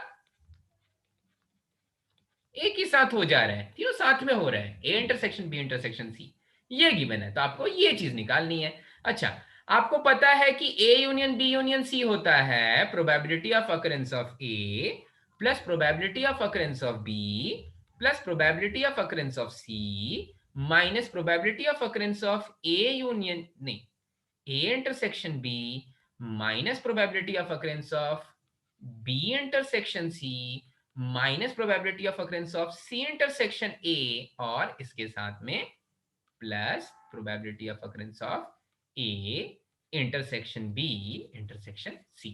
ठीक है, तो कहीं ना कहीं ये वाली जो चीज है ना, इसको ध्यान से अगर आप देखोगे, ये वाली चीज, तो ये जो भी मैंने ऊपर में लिखा ना, ये A union B minus A intersection B, आपको पता है ये A union B minus A intersection B, अगर मैं इन तीनों को ऐड करता हूं, इन तीनों को ऐड करता हूं, क्योंकि मुझे ये वाली चीज निकालनी है, ये वाली चीज निकालनी है, A intersection B intersection C तो मुझे पता है, ये वाली चीज मुझे निकालनी है, A plus P B plus P C minus P A. तो ये क्या P A P B P C के फॉर्म में जा सकता है, A union B minus A intersection B? बिल्कुल जा सकता है। इसको ऐसा लिख सकते हैं भाई, इसको लिख सकते हैं probability of occurrence of A plus probability of occurrence of B minus probability of occurrence of A intersection B minus probability of occurrence of A intersection B. ठीक है, ऐसा लिख सकते हैं। तो आपको कहीं ना कहीं चमक रहा होगा कि जैसा भी मैंने पहले वाले को इस तरह से लिखा, इस तरह से लिखा, इस तरह से लिखा, वैसा ही मैं दूसरे वाले को भी लिख सकता हूं और वैसा ही मैं तीसरे वाले को भी लिख सकता हूं। ठीक है, तो अगर आप बी यूनियन सी को तोड़ोगे तो वो क्या बनेगा, probability of occurrence of B plus probability of occurrence of C minus probability of occurrence of B intersection C. अच्छा भाई, अगर आप ए यूनियन सी को ब्रेक करोगे तो वो बन जाएगा probability of occurrence of A plus probability of occurrence of C minus probability of occurrence of A intersection C, और पहले से एक probability of occurrence of A intersection C है, तो ये दोनों मिलके क्या बनाने वाले हैं पता है, 2 times of A intersection B का, ए इंटरसेक्शन बी का प्रोबेबिलिटी। ठीक है, तो जब आप तीनों को ऐड करोगे, जब आप इन तीनों को ऐड करोगे, इन तीनों को ऐड करोगे, देखो तो अब मैं ले रहा हूं ये वाला एक इवेंट, ये वाला एक इवेंट और ये वाला एक इवेंट। ठीक है, तो देखो तो प्रोबेबिलिटी ए इधर भी है, इधर से भी एक आएगी, थर्ड वाले से भी एक आएगी, प्रोबेबिलिटी बी इधर से है, सेकंड वाले से भी एक आएगी। तो देखो अगर आप इन तीनों को ऐड करोगे तो आपको जो एलएचएस है वो तो 3p बनेगा, p plus p plus p, आपका जो एलएचएस है वो तो 3p बनने वाला है, एलएचएस बन जाएगा आपका 3p। आपका जो आरएचएस है वो कुछ ऐसा दिखेगा, 2 times of P A plus 2 times of P B plus 2 times of P C minus, देखो तो ऑलरेडी 2, इन तीनों के पास तो ऑलरेडी एक एक 2 हो जाएगा, ए इंटरसेक्शन बी के पास एक 2 है, बी इंटरसेक्शन सी के पास एक 2 है, ए इंटरसेक्शन सी के पास एक 2 है, तो ये हो जाएगा 2 times of probability of occurrence of A intersection B minus 2 times of probability of occurrence of B intersection C minus 2 times of probability of occurrence of minus 2 times of probability of occurrence of A intersection C। अच्छा भाई, अब तो आपको चमक गया, आपको जिस चीज की वैल्यू चाहिए थी उस चीज की वैल्यू का 2 टाइम्स इधर गिवन है। ठीक है, उसी चीज की वैल्यू का 2 टाइम्स इधर गिवन है, तो बस इसको ऐसे कर लेंगे भाई, 3p/2 is equals to probability of occurrence of A plus probability of occurrence of B plus probability of occurrence of C minus probability of occurrence of A intersection B, probability of occurrence of B intersection C, probability of occurrence of A intersection C। तो मिल गया भैया, इसकी value है 3p/2, वो जो पहला वाला part है उसकी वैल्यू है 3p/2 और नेक्स्ट वाले पार्ट की वैल्यू है p²। तो देखो तो p A union B union C आ जाएगा 3p/2 प्लस p²। ठीक है, मतलब ये आ जाएगा, कौन से फॉर्म में गिवन होगा भाई, अब चेक कर लेना कौन से फॉर्म में आंसर गिवन है, ऐसा कोई आंसर नहीं होगा तो 3p/2 प्लस p², हाँ ए ही आंसर है। ठीक है, पुराना क्वेश्चन है जेई का। ठीक है, तो क्वेश्चन थोड़ा सा गलत था इसलिए आपको कंफ्यूजन हुआ इसमें भाई। चलो क्वेश्चन नंबर 11 हुआ, अब क्वेश्चन नंबर 13 देखते हैं। आ गया समझ में भाई केत की? हाँ। नेहा समझ में आया ना बेटा? हाँ सर। हाँ चलो भाई, इसके बाद हाँ ये वाला हो गया। क्वेश्चन नंबर आपने फिर पूछा है 13। क्वेश्चन नंबर 13 ट्राई करते हैं। Question number 13 is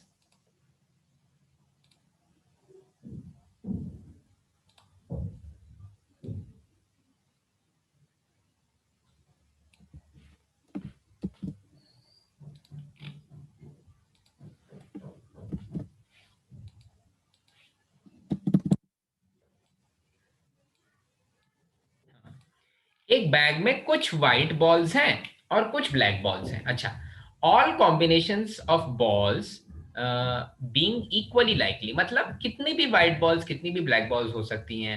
the total number of balls in the bag is 10। अच्छा, टोटल नंबर ऑफ बॉल्स लेकिन 10 होनी चाहिए। If 3 balls are drawn at random without replacement and all of them are found to be black। अच्छा, 3 ball निकाली गई और तीनों black balls थी। अच्छा, find the probability that bag contains 1 white and 9 black balls। तो हाँ, मेरे दिमाग में पहले तो ये क्वेश्चन आएगा कि ये बेस थ्योरम का क्वेश्चन है या फिर ये कंडीशनल प्रोबेबिलिटी का क्वेश्चन है। ठीक है, तो पहले मैं कुछ कुछ चीजें बताता हूं और उसके बाद आप सोच के बताना कि ये बेस थ्योरम का क्वेश्चन है या कंडीशनल प्रोबेबिलिटी का क्वेश्चन है। ओके, तो हाँ भाई, कौन कौन से केसेस हो सकते हैं। मैं मान रहा हूं कि मेरे पास इधर में है ब्लैक बॉल्स और इधर में है व्हाइट बॉल्स, तो 0 ब्लैक बॉल 10 व्हाइट बॉल्स, ये भी एक केस हो सकता है। 1 ब्लैक बॉल 9 व्हाइट बॉल, या फिर 2 black ball 8 white balls. Okay, या फिर 3 black balls, 7 white balls, 4 black ball, 6 white balls, 5 black ball, 5 white balls, 6 black ball, 4 white balls, 7 black ball, 3 white balls, 8 black balls, 2 white balls, 9 black balls, 1 white ball और 10 black balls and 0 white balls। कितने cases हो गए भाई? मैं इन cases के नाम दे देता हूं। ये है मेरा केस 1, ये है मेरा केस 2, ये है मेरा केस 3, ये है मेरा केस 4, ये है मेरा केस 5, ये है केस 6, ये है केस 7। अच्छा, ये है केस 8, ये है केस 9, ये है केस 9, ये है केस 10 और ये है केस 11। अच्छा, 11 केसेस हैं, 11 केसेस हैं। अच्छा भाई, अब बोल रहा है कि जब मैंने बॉल ड्रॉ की तो इन केसेस में से किसी एक केस को मैंने चूज किया। कौन से केस को वैसे चूज कर रहे हैं वो नहीं पता, पर जब मैंने बॉल ड्रॉ कर ली है, जब मैंने यहां से 3 black balls, sorry 3 balls draw की हैं और तीनों ब्लैक मिल गई, इनमें से कोई भी केस हुआ होगा, मुझे नहीं पता कौन सा केस हुआ, लेकिन मैंने जब बॉल्स ड्रॉ कर दी तो 3 ब्लैक बॉल्स मिली। 3 बॉल्स ही ड्रॉ की थी, 3 बॉल्स ड्रॉ की थी और तीनों में से तीनों ही मुझे ब्लैक बॉल्स मिली। तो क्या प्रोबेबिलिटी है कि कौन सा केस हो रहा होगा? कौन सा केस भाई? 1 वाइट एंड 9 ब्लैक बॉल्स वाला केस हो रहा होगा। ठीक है, 1 वाइट एंड 9 ब्लैक बॉल्स वाला केस हो रहा होगा, मतलब ये वाला केस हो रहा होगा। ठीक है, तो अब क्या कोई मुझे बता सकता है कि ये कौन सा केस है? कंडीशनल प्रोबेबिलिटी है या बेस थ्योरम है?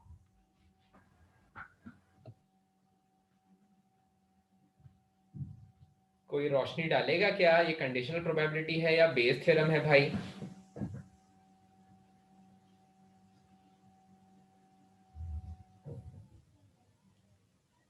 देखो, जब भी अगर आपको ऐसा कंफ्यूजन हो कि नहीं पता चले कि ये बेस थ्योरम है या कंडीशनल प्रोबेबिलिटी है, तो आप केवल वो ड्रग्स और योगा वाला केस देख लो। जब आप ड्रग्स लेते हो तब भी आप ठीक हो जाते हो, जब आप योगा करते हो तब भी आप ठीक हो जाते हो, दोनों इंडिपेंडेंट है एक दूसरे से। ठीक है, तो आप इनमें से कोई भी एक केस चूज करोगे तो आप 3 ब्लैक बॉल्स चूज कर सकते हो। ठीक है, मतलब ऐसा है कि इनमें से केसेस जब चूज करेंगे तो कुछ केसेस में ऑफ कोर्स ब्लैक बॉल्स जहां 3 नहीं है वहां कहां से चूज करोगे।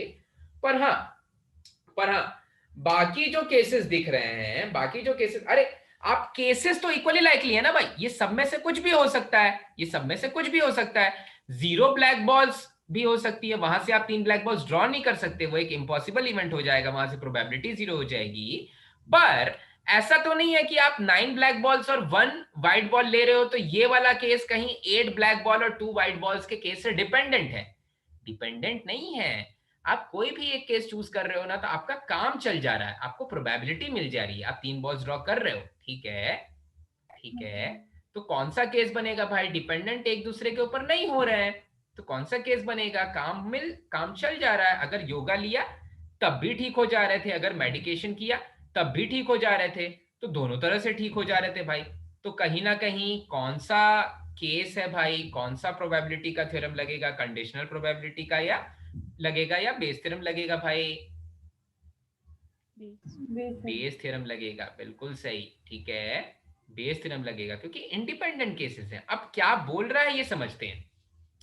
बोल रहा है क्वेश्चन कि प्रोबेबिलिटी की केस कौन सा हुआ हो, कि 10th केस हो रहा है अगर 3 ब्लैक बॉल्स हम ड्रॉ कर रहे हैं, मतलब गिवन दैट कि हमने 3 ब्लैक बॉल्स ड्रॉ कर ली है, तो इसके लिए जो कंडीशनल प्रोबेबिलिटी लिखेंगे वो लिखेंगे प्रोबेबिलिटी की 3 ब्लैक बॉल्स ड्रॉ कर रहे हैं, गिवन दैट की 10th केस हो रहा है मल्टीप्लाइड बाय, गिवन दैट की 10th केस हो रहा है मल्टीप्लाइड बाय प्रोबेबिलिटी की 10th केस हो रहा है, ठीक है। और हर एक केस के होने की प्रोबेबिलिटी क्या है,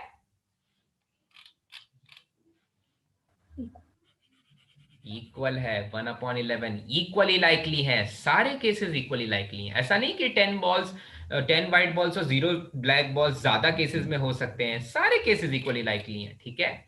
तो 3 ब्लैक बॉल्स 10th वाले केस से ड्रॉ कर रहे हैं, गिवन दैट की 10th वाला केस चूज कर रहे हैं, डिवाइडेड बाय अब जो पेरेंट आउटकम है उस पर ध्यान दो, हम लगा रहे हैं बेस थ्योरम, तो जो नीचे बैठा हुआ होता है वो मेरे लिए इंपॉर्टेंट होता है ना भाई, बेस में ये 3 भी इंपॉर्टेंट है, ठीक है। तो इसको लेके चलते हैं। तो अब मैं लिखूंगा probability of drawing 3 balls when case is 1 multiplied by probability that case is 1 plus probability of drawing 3 black balls when in the second case and multiplied by probability that there are chances that second case is possible plus probability of drawing 3 black balls from third case multiplied by probability that third case is possible plus probability of drawing 3 black balls when case fourth is possible multiplied by probability that case fourth is possible plus so on plus probability of drawing 3 black balls when case 11th is happening multiplied by probability that case 11th is happening, ठीक है, ऐसा कुछ है। अच्छा, अब 3 black balls draw करने की probability जब 10th वाला केस है, तो 10th वाले केस में कितनी ब्लैक बॉल्स हैं भाई, 9 ब्लैक बॉल्स हैं, तो 9 में से 3 ब्लैक बॉल्स चूज कर लो जब आप 10 में से 3 बॉल्स चूज कर रहे हो तो, ठीक है, मल्टीप्लाइड बाय प्रोबेबिलिटी की 10th वाला केस हो रहा है, हर एक केस इक्वली लाइकली है, तो इसके भी होने की प्रोबेबिलिटी है 1/11, ठीक है, डिवाइडेड बाय प्रोबेबिलिटी की फर्स्ट वाला केस हो रहा है, अरे फर्स्ट वाले केस में कितनी ब्लैक बॉल्स हैं, 0 ब्लैक बॉल्स हैं, तो ये केस में से यहां से 3 ब्लैक बॉल्स ड्रॉ करने की प्रोबेबिलिटी 0 हो जाएगी, नहीं हो सकता ये प्रोबेबिलिटी।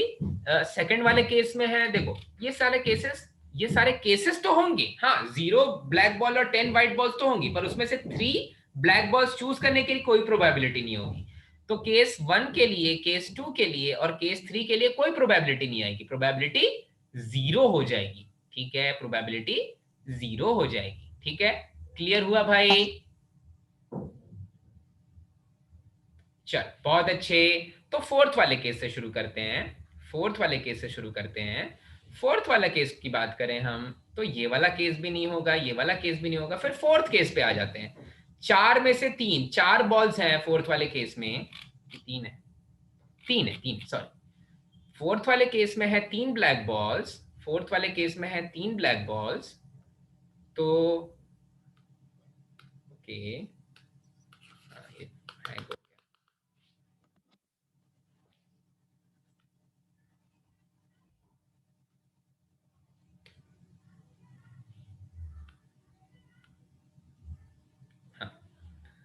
3 में से 3 ब्लैक बॉल्स चूज कर लें अगर हम 10 में से 3 बॉल्स चूज कर रहे हैं, मल्टीप्लाइड बाय प्रोबेबिलिटी की फोर्थ वाला केस हो रहा है, दैट इज 1/11, प्लस 4 में से 3 ब्लैक बॉल्स चूज कर लें अगर हम 10 में से 3 बॉल्स चूज कर रहे हैं, मल्टीप्लाइड बाय फिफ्थ वाला केस हो रहा है, प्लस 5 में से 3 ब्लैक बॉल्स चूज कर लें अगर हम 10 में से 3 बॉल्स चूज कर रहे हैं, तो मल्टीप्लाइड बाय सो ऑन, ऐसा चलता रहेगा, प्लस सो ऑन ऐसा चलता रहेगा जब हम 10 ब्लैक बॉल्स तक पहुंच जाएं भाई। 10 में से 3 ब्लैक बॉल्स चूज कर लें जब मैं 10 में से 3 बॉल्स चूज कर रहा हूं तब, ठीक है। ओके, एंड मल्टीप्लाइड बाय 1/11 की वो वाला केस हो रहा, तो आपको पता है ये 1/11, 1/11, 1/11 ये सब तो कैंसिल हो जाएंगे, तो बचेगा क्या भाई, बचेगा 9c3, 9c3 डिवाइडेड बाय, देखो तो ये 10c3 भी आप थ्रू आउट कैंसिल ही कर दो, इसका जो प्रॉब्लम निकल रहा है ना ये थोड़ा इजी हो जाएगा। 10c3 9c3 कैंसिल कर दिया तो यहां बचा 3c3 plus 4c3 plus 5c3 plus up two plus 10c3, ठीक है।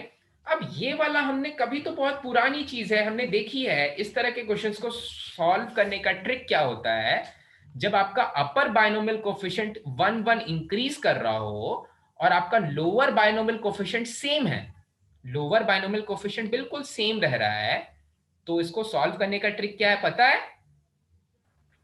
1 + x⁻³ + 1 + x⁻4 इसे लिखेंगे और फिर g की सम का कोएफिशिएंट कुछ वैसा ही।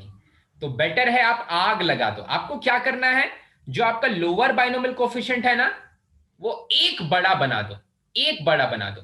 देखो तो ये जो 3c3 है इसकी जगह पर मैं क्या लिख रहा हूं, मैं इसकी जगह पर लिख रहा हूं 4c4, ठीक है, plus 4c3 plus 5c3 plus up to, अब ये वाली चीज याद रखो भैया, ये वाली चीज हमने पहले पढ़ी है, केवल आप भूल गए हो सकते हो, ठीक है।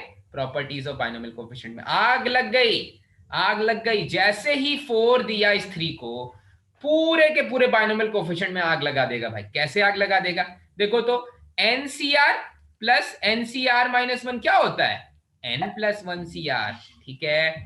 तो ये जब 4 4 से मिलेगा तो बना देगा 5, फिर जब 5 5 से मिलेगा तो बना देगा 6, तो वैसे ही 10 10 से मिलेगा तो क्या बना देगा 11, और ये जो 4 है ये सेम कंटिन्यू होता है, इसके नेक्स्ट वाले में भी 4 रहेगा, क्योंकि फिर से वहां पर 4 बनेगा और 3 बनेगा, तो फिर से n+1CR और NCR आएगा, सॉरी n+1C4 और NC3 आएगा, सो NCR और NCR-1 फिर से NCR देगा, तो फिर से वहां पर 4 आएगा, तो लास्ट में ये दे देगा 11C4। नहीं समझ में आया? आया आया वानी समझ में? ठीक है। ये वाला पहले किया था ना 51C, याद आ रहा है वो 51C4 और 50C3 से आग लगा दी थी भाई, बिल्कुल वैसा ही है। तो ट्रिक क्या है, अब हम और भी अच्छे से इस ट्रिक को समझ लेते हैं। हाँ, हमने जो फॉर्मूला यूज किया वो तो यही वाला है, फॉर्मूला है NCR plus NCR-1 is N+1CR, ये फॉर्मूला यूज किया, पर डायरेक्ट कैसे खेलें, तो जब मैं एक बड़ा बाइनोमियल लोअर बाइनोमियल कोफिशिएंट देता हूं, जस्ट एक बड़ा लोअर बाइनोमियल कोफिशिएंट, कंडीशन क्या है भाई, अपर बाइनोमियल कोफिशिएंट एक एक करके इंक्रीज कर रहा है, तो इससे एक बड़ा बाइनोमियल कोफिशिएंट दे दिया ना, तो ये जो फाइनल आउटपुट देता है वो सबसे बड़ा बाइनोमियल कोफिशिएंट +1 और लोअर बाइनोमियल कोफिशिएंट जो हम इसको दे रहे हैं ये आउटपुट दे देता है, ठीक है, ऐसा कुछ। ओके, सो इसका आउटपुट ये आ गया। बहुत इंपॉर्टेंट चीज है, दो चीजें रिवाइज हुई, पीएनसी तो रिवाइज हुआ ही, बेस थ्योरम भी रिवाइज हुआ, और बाइनोमियल कोफिशिएंट्स की भी प्रॉपर्टीज रिवाइज हो गई भाई। 9c3 divided by 11c4। अच्छा, बस इसको तो सॉल्व, ये तो बच्चों का खेल है। Factorial 9, factorial 3, factorial 6 and factorial 11, factorial 7, factorial 4, तो जो भी बचेगा वो सब नीचे ही बचेगा भाई। 10 × 11 बचेगा, 7 बचेगा और 4 बचेगा, तो ये हो जाएगा 28/4, 28/11 10s 110।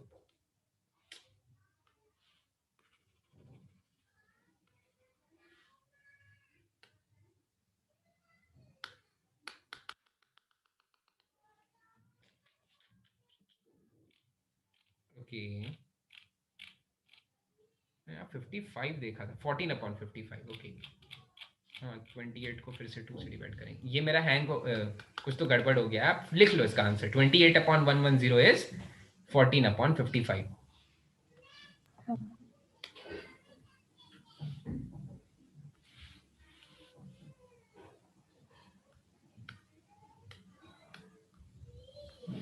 ये है 110, सो दिस इज 14/55। चमक गया भाई। 13 के बाद 15th वाला डाउट में है, क्वेश्चन नंबर 15। ये तो करने में मजा आना चाहिए भाई, सर्कुलर परमुटेशंस। अच्छा नहीं, मितेश ने पूछा कि सर मुझे चेक करना है कि एक्चुअल आंसर क्या है, इसलिए पूछा है। चलो अच्छा भाई, सभी का थोड़ा सा सर्कुलर परमुटेशन भी रिवाइज हो जाएगा। एलिमेंट्री परमुटेशन कॉम्बिनेशन का क्वेश्चन है, और क्रॉप कर लिया क्या मैंने? हाँ ठीक है। Question number 15। 15 persons among whom A and B are A and B, मतलब A और B के बारे में तो आपको पता चल गया। 15 में से 2 तो A और B ही हैं। अच्छा, अराउंड सिट अराउंड अ राउंड टेबल। अच्छा भाई, एक राउंड टेबल है, हाँ एक राउंड टेबल है, तो इस पे ये 15 लोग बैठ रहे हैं। तो probability that there are 4 persons between A and B। तो सबसे पहले तो टोटल वेज ऑफ अरेंजमेंट बता दो। Number of element sample space में टोटल वेज ऑफ अरेंजमेंट्स क्या हो जाएंगे? 14 फैक्टोरियल 14। 15 लोग हैं, 14 फैक्टोरियल। चलो, सर्कुलर परमुटेशंस का सैंपल स्पेस निकल गया। अब न्यूमरेटर में कैसे बैठाना है? तो ए और बी के बीच में 4 पर्सन बैठने चाहिए। 4 कैसे बैठेंगे भाई? ए और बी तो खुद काउंट हो चुके हैं, तो पहले वो 13 में से 4 चूज करो जो ए और बी के बीच बैठने वाले हैं। ठीक है, पहले 13 में से 4 चूज करते हैं जो ए और बी के बीच बैठने वाले हैं, और ए और बी खुद में भी तो परम्यूटेशन करेंगे। तो ए और बी फैक्टोरियल 2 से परम्यूटेट करेंगे। 13 में से 4 लोगों को चूज करके उनको फैक्टोरियल 4 से बैठा दिया।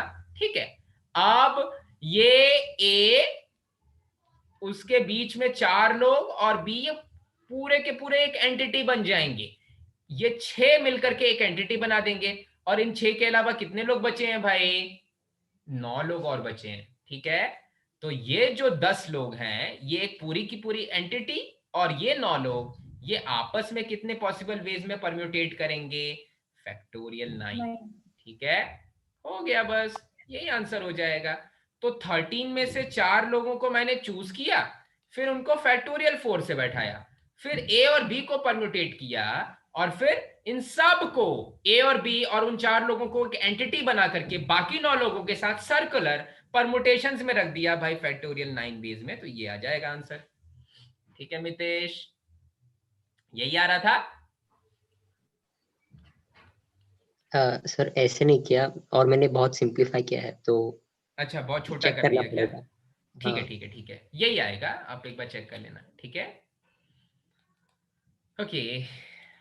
देन 17th वन, आकार। हाँ, ये कोई बहुत पुराना क्वेश्चन है, ये शायद जे एडवांस्ड का क्वेश्चन है, मतलब जे एडवांस्ड तो उस समय बोलते नहीं थे। भी काफी अच्छा क्वेश्चन है, क्वेश्चन नंबर 17। ये 1 मिनट का ही क्वेश्चन है, कोई टफ क्वेश्चन नहीं है, पर हाँ थोड़ा सा कंफ्यूजिंग लगता है, पहले लुक में थोड़ा कंफ्यूजिंग लगता है ये। ठीक है, तो ये क्वेश्चन बोल रहा है, a car is parked by an owner amongst 25 cars in a row. ठीक है, नॉट एट ईदर एंड। अच्छा, on his return he finds out that exactly 15 places are occupied. The probability that both the neighboring places are empty is, okay, तो यहां पर बोल रहा हूं मैं, ये है parking places, parking 1, parking 2, parking 3, parking 4, parking 5, ऐसे करके 25 पार्किंग, 25 ही है ना? हाँ, 25 पार्किंग स्पॉट्स हैं। अच्छा, अब जो मेरे खिलाड़ी है, यहां पर जो ए है, नहीं नहीं नहीं, ए कार इज पार्क, हाँ ओनर है, उसने कहीं तो कार पार्क की है, उसने कहीं तो पार्क की है, कार पार्क की है। पर मजे की बात क्या है, उसकी कार जहां पार्क हुई है ना ही वो स्पॉट P1 है, ना ही वो स्पॉट P25 है। ठीक है, हाँ, दोनों एंड पे उसने पार्क नहीं की, उसने कहीं बीच में आकर के कहीं कार पार्क की है। ठीक है, इधर बीच में कहीं उसने कार पार्क की है।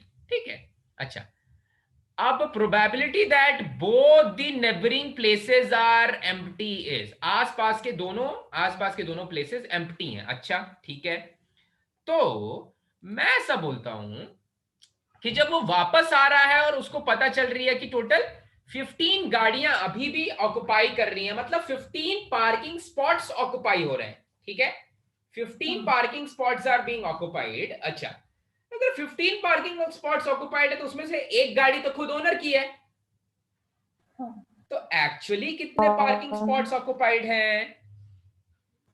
14। 14 पार्किंग स्पॉट्स ऑक्युपाइड हैं, 14 पार्किंग स्पॉट्स ऑक्युपाइड हैं। अच्छा, 14 पार्किंग स्पॉट्स ऑक्युपाइड हैं, 14 स्पॉट्स, स्टॉप्स लिख रहा हूं, स्पॉट्स आर ऑक्युपाइड।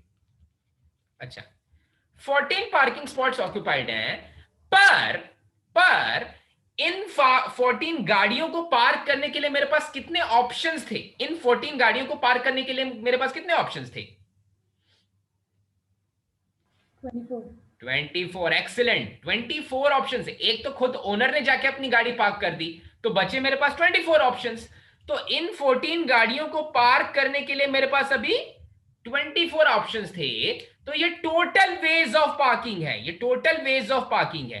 ठीक है, ये नंबर ऑफ एलिमेंट्स है मेरे सैंपल स्पेस में, कि वो जो 14 गाड़ियां हैं वो कितने पॉसिबल वेज में इन 14 स्पॉट्स, इन 25 स्पॉट्स पे पार्क्ड थी, इंक्लूडिंग मेरे ओनर की गाड़ी। ठीक है, मतलब वो 15 गाड़ियां हैं, तो टोटल वेज में जिस टोटल पॉसिबल वेज जिससे कि वो 15 गाड़ियां 25 स्पॉट्स पे पार्क्ड हैं, वो है 14C24। क्योंकि ऑलरेडी एक गाड़ी तो खुद ओनर की है, तो बच गई 14 गाड़ियां और बच गए 24 स्पॉट्स। अब फेवरेबल आउटकम्स क्या है? फेवरेबल आउटकम्स वो हैं जब इस ओनर के आसपास की दो प्लेसेस भी पार्क नहीं है, आसपास के दो प्लेसेस में भी कोई गाड़ी पार्क नहीं है। ठीक है, आसपास के दो प्लेसेस में भी कोई गाड़ी पार्क नहीं है। अच्छा, तो बहुत ऑब्वियस सी बात है, टोटल 24 स्पॉट्स थे, टोटल 24 बचे हुए थे। अरे ओनर वाला स्पॉट तो मैंने पहले एक्सक्लूड कर दिया था, 25 में से 24 स्पॉट्स बचे थे, ओनर वाला स्पॉट तो मैंने पहले ही एक्सक्लूड कर दिया था। तो बच कितने स्पॉट्स गए थे भाई? बच गए थे 24 स्पॉट्स। अब जो 14 गाड़ियों को ओनर ने तो बीच में अपने कहीं लाके गाड़ी पार्क कर ली, तो उसकी पार्किंग के लिए काउंट नहीं करना है। ठीक है, मुझे केवल वो स्पॉट्स पार्क करने हैं, काउंट करने हैं जहां पर बाकी 14 गाड़ियां पार्क हो सकती हैं। और अब बाकी 14 कार्स को पार्क करने के लिए ओनर की एक स्पॉट तो नहीं मिल रही है, और ओनर के आसपास वाली नेबरिंग स्पॉट्स भी नहीं मिल रही हैं। तो टोटल कितनी स्पॉट्स नहीं मिल रही हैं? 3 स्पॉट्स नहीं मिल रही हैं वो 14 गाड़ियों को पार्क करने के लिए। तो बच कितने? अरे मैंने नीचे 14C24 क्यों लिखा है? ये तो 24 में से 14 स्पॉट्स पिक करने हैं ना, 24 स्पॉट्स में से कोई भी 14 स्पॉट्स चूज कर लेने हैं, उन 14 गाड़ियों को पार्क कर लिया। पर अब मेरे पास कितने स्पॉट्स बच गए भाई? 22 स्पॉट्स बच गए उन 14 गाड़ियों को पार्क करने के लिए। ठीक है, 22 स्पॉट्स बच गए उन 14 गाड़ियों को पार्क करने के लिए। अब इंटरेस्टिंग चीज क्या है, आप ऐसा सोचोगे यहां पर कि सर जो पहला वाला जो ओनर वाला कंडीशन लिख रहा है कि ओनर ने अपने दोनों एंड पर गाड़ी पार्क नहीं की, आप उस चीज को कैसे जस्टिफाई कर रहे हो? उस चीज को कैसे जस्टिफाई कर रहे हो? तो मैं ये बोल रहा हूं कि जो मैं दो स्पॉट्स एक्सक्लूड कर रहा हूं ना भाई, ये वाला स्पॉट भी एक्सक्लूड कर रहा हूं और ये वाला स्पॉट भी एक्सक्लूड कर रहा हूं, जब ओनर की गाड़ी ऑलरेडी पार्क्ड है, तो ये दोनों स्पॉट्स जब एक्सक्लूड कर रहे हैं तो ऑलरेडी मैं वो चीज ले रहा हूं। क्यों? क्योंकि दो स्पॉट्स तभी वेकेंट रहेंगे जब ओनर बीच में कहीं पर है। ठीक है, वो आसपास के दो स्पॉट्स तभी वेकेंट रहेंगे जब ओनर कहीं बीच में है। तो मुझे 14 गाड़ियों को 24 स्पॉट्स में कहीं पर रखना था, तो 24 में से मैंने कोई भी 14 स्पॉट्स चूज कर लिए, पर बाद में जब ऐसा बोला कि ओनर ने अपनी गाड़ी बीच में रख दी है और उसके आसपास के 2 स्पॉट्स खाली हैं, तो मैंने बोला कि नहीं भाई अब तो केवल 22 स्पॉट्स बचे हुए हैं, तो उन 22 स्पॉट्स में से कोई 14 स्पॉट्स चूज कर लो। क्लियर है? हाँ पर इसको कैलकुलेट कैसे करोगे? तो काफी चलो कैलकुलेट कर लेते हैं। ये हो जाएगा फैक्टोरियल 22, फैक्टोरियल 14 और फैक्टोरियल 8, और ये हो जाएगा फैक्टोरियल 24, फैक्टोरियल 14 और फैक्टोरियल 10। ठीक है, तो बना देगा ये 1/24 into 23 multiplied by 10 into 9। ठीक है, 9 से क्या मिलेगा, ये 5 चला जाएगा और 24 से ये 12 चला जाएगा। सो ये हो जाएगा 23 multiplied by 12 that is 276, और ये हो जाएगा 45। चलो कोई आंसर नहीं है। 45/276, कहीं और भी कैंसिलेशन पे जा रहा है क्या? नहीं, और तो नहीं जा रहा है।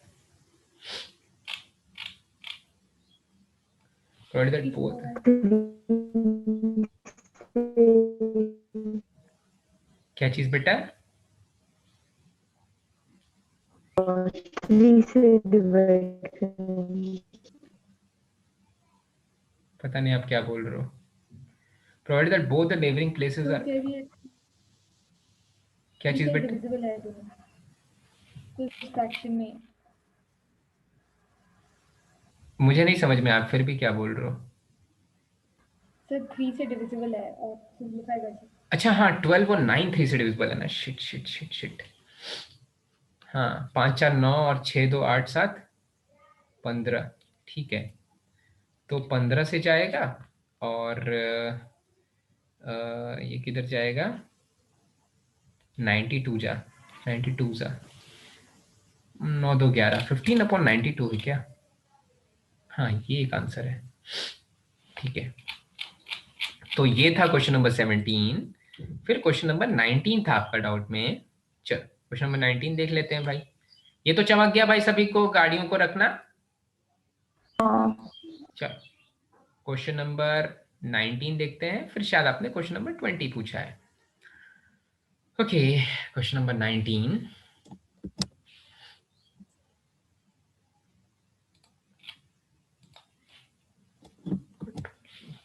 A bag contains 5 white and 7 red and 8 black balls. If 4 balls are drawn one by one without replacement, then probability of getting all white balls is। अच्छा, तो पहली white होनी चाहिए 5/20, टोटल नंबर ऑफ बॉल्स 20, लेकिन बोल रहा है कि विदाउट रिप्लेसमेंट बॉल्स ड्रॉ कर रहे हैं। तो अब बच गई 4 बॉल्स और टोटल 19 बॉल्स में से ड्रॉ कर रहे हैं, तो सेकेंड बॉल व्हाइट हो जाएगी। फिर अब बच गई 3 व्हाइट बॉल्स और 18 बॉल्स में से ड्रॉ कर रहे हैं, तो थर्ड बॉल व्हाइट हो जाएगी। और अब बच गई 2 व्हाइट बॉल्स और 17 बॉल्स में से ड्रॉ कर रहे हैं, तो फोर्थ वाली बॉल भी व्हाइट हो जाएगी। ठीक है, तो ड्रॉ कर लिया भाई मैंने 4 व्हाइट बॉल। क्लियर है? ये दे देगा मुझे आंसर जो भी आ रहा है। चलो बढ़ जाए आगे। ठीक है, 19 के बाद क्वेश्चन नंबर 20 देखते हैं। क्वेश्चन नंबर 20 है, ओके, यहां पर बोल रहा है कि अभी के लिए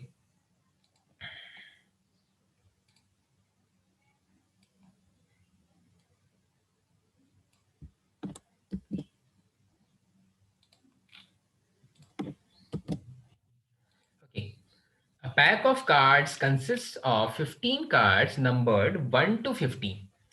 3 cards are drawn at random with replacement. Then probability of getting 2 odd and with replacement है। अच्छा मस्त है, फिर with replacement है तो हो जाएगा। The probability of getting 2 odd and 1 even numbered cards is। Clear है भाई? आप क्या करो, विथ रिप्लेसमेंट पे खेल रहे हैं तो आप ऐसा कर लो, दो तरीके से कर सकते हो, तो पी एंड सी, और एक बहुत सिंपल है, क्योंकि तीन ही कार्ड्स ड्रॉ कर रहे हैं, तो मैं बोलूंगा कि पहला इवन, फिर ऑड, फिर ऑड, या फिर odd even, two odd and one even numbered cards, odd even even, नहीं नहीं, टू ऑड ना, तीन ही केस बनेंगे। अच्छा नहीं, नंबर्ड कार्ड्स है ना, कार्ड्स के ऊपर का नंबर अलग अलग है,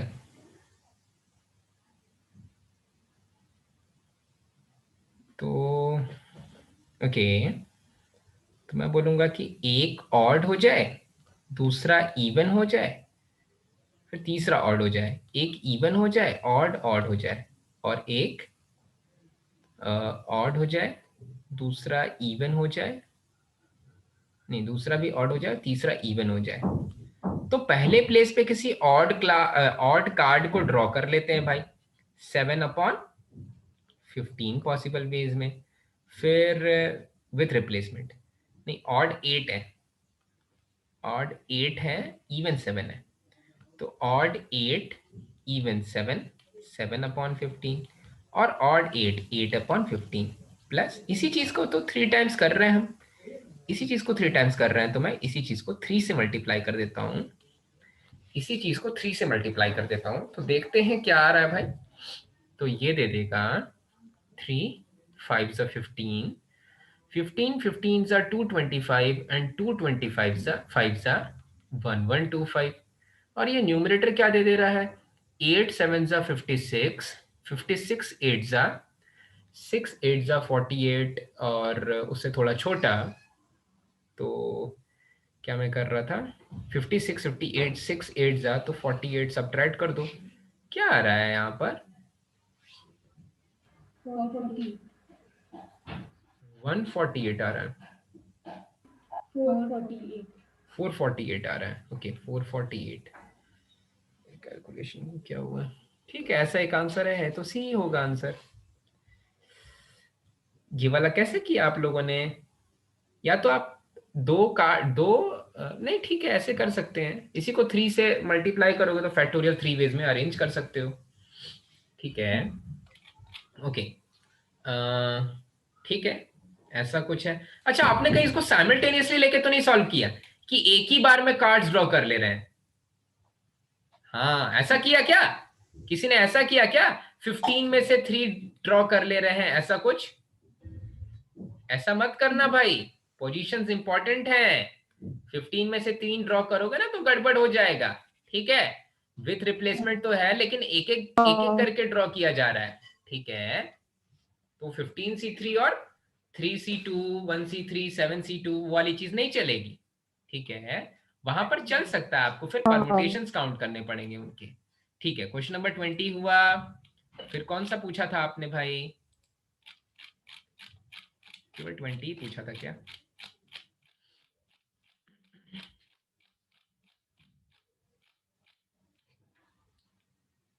हाँ, आपने इतना ही पूछा है, चलो फिर मैं अपने से क्वेश्चंस लेता हूँ कुछ, 11 13 17 20 15 और 19, ठीक है। अच्छा, तो मैं लेता हूँ इस साल का जेईई मेंस का क्वेश्चन, अच्छा क्वेश्चन है, अच्छा क्वेश्चन है, थोड़ा कंफ्यूज करने वाला है, बट कुछ है नहीं उस क्वेश्चन में, फिर भी अच्छा है, कंफ्यूज करने के लिए अच्छा है। क्वेश्चन बोल रहा है जेईई 2020 का, ये बोल रहा है set of 11 consecutive natural numbers from the set of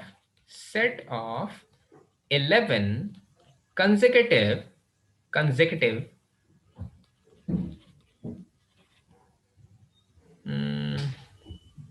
क्या यही स्पेलिंग होती है, मैंने स्पेल सही किया है,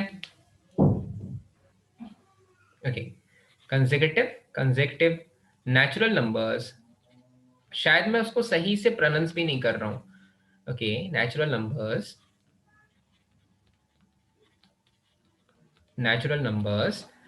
if 3 are selected at random, if 3 are selected if three are selected at random, okay, without repetition,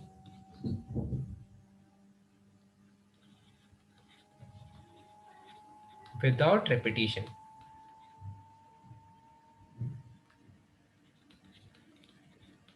repetition, then probability that they are in AP, then probability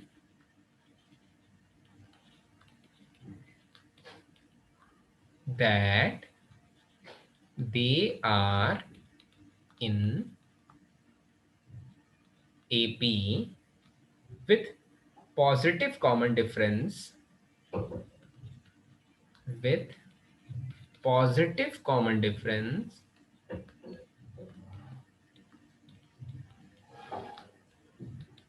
is, with positive common difference is. Okay, काफी interesting question है, मुझे नहीं पता इसका actual solution क्या है। मैं अभी थोड़ी देर पहले इसको ट्राई कर रहा था, तो मुझे एक तरीका समझ में आया, और वो तरीका कहीं ना कहीं उसके लिए ये क्रिटिकल चीज है, नेचुरल नंबर्स लिखा हुआ है। तो 3 नेचुरल नंबर्स कब एपी में हो सकते हैं?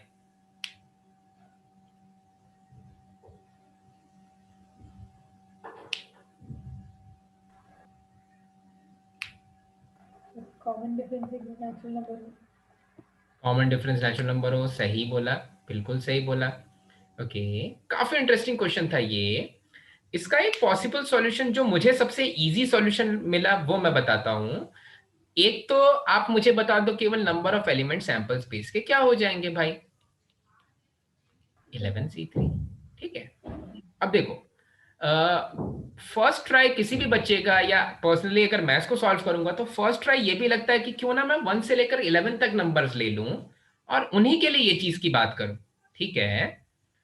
पर हाँ, ये बहुत उसकी जनरलिटी को वो थोड़ा सा अफेक्ट कर रहा है।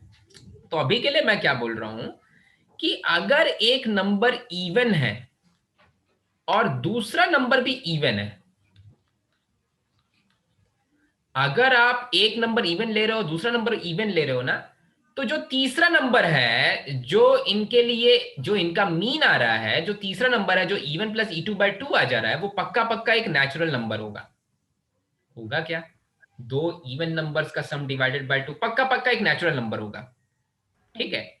तो उस नंबर को मुझे चूज नहीं करना है। अगर 3 नंबर्स एपी में बनाने हैं ना, तो आप क्या करो, बहुत सिंपल, आपको क्या करना है, 3 नंबर्स एपी में बनाने हैं तो आप एक इवन नंबर और एक और even number, different even numbers choose कर लो, या फिर आप एक ऑड नंबर और एक ऑड नंबर चूज कर लो, और जो तीसरा नंबर है ना, जो इन दोनों का मीन आने वाला है, वो अपने आप ही खुद को चूज कर लेगा, वो अपने आप ही खुद को चूज कर लेगा भाई। इनका जो मीन आने वाला है, वो अपने आप ही खुद को चूज कर लेगा, क्योंकि ऐसा एक यूनिक नंबर वही होगा जो दिस प्लस दिस बाय 2 आ रहा है, ठीक है, और तभी वो एपी में हो सकते हैं। तो आपको क्या करना है, केवल 2 इवन नंबर्स चूज करने हैं, और आपको क्या करना है, केवल 2 ऑड नंबर्स चूज करने हैं। नहीं चमका। अगर आप एक इवन नंबर एक ऑड नंबर चूज करते हो, कभी वो नंबर्स एपी में आएंगे?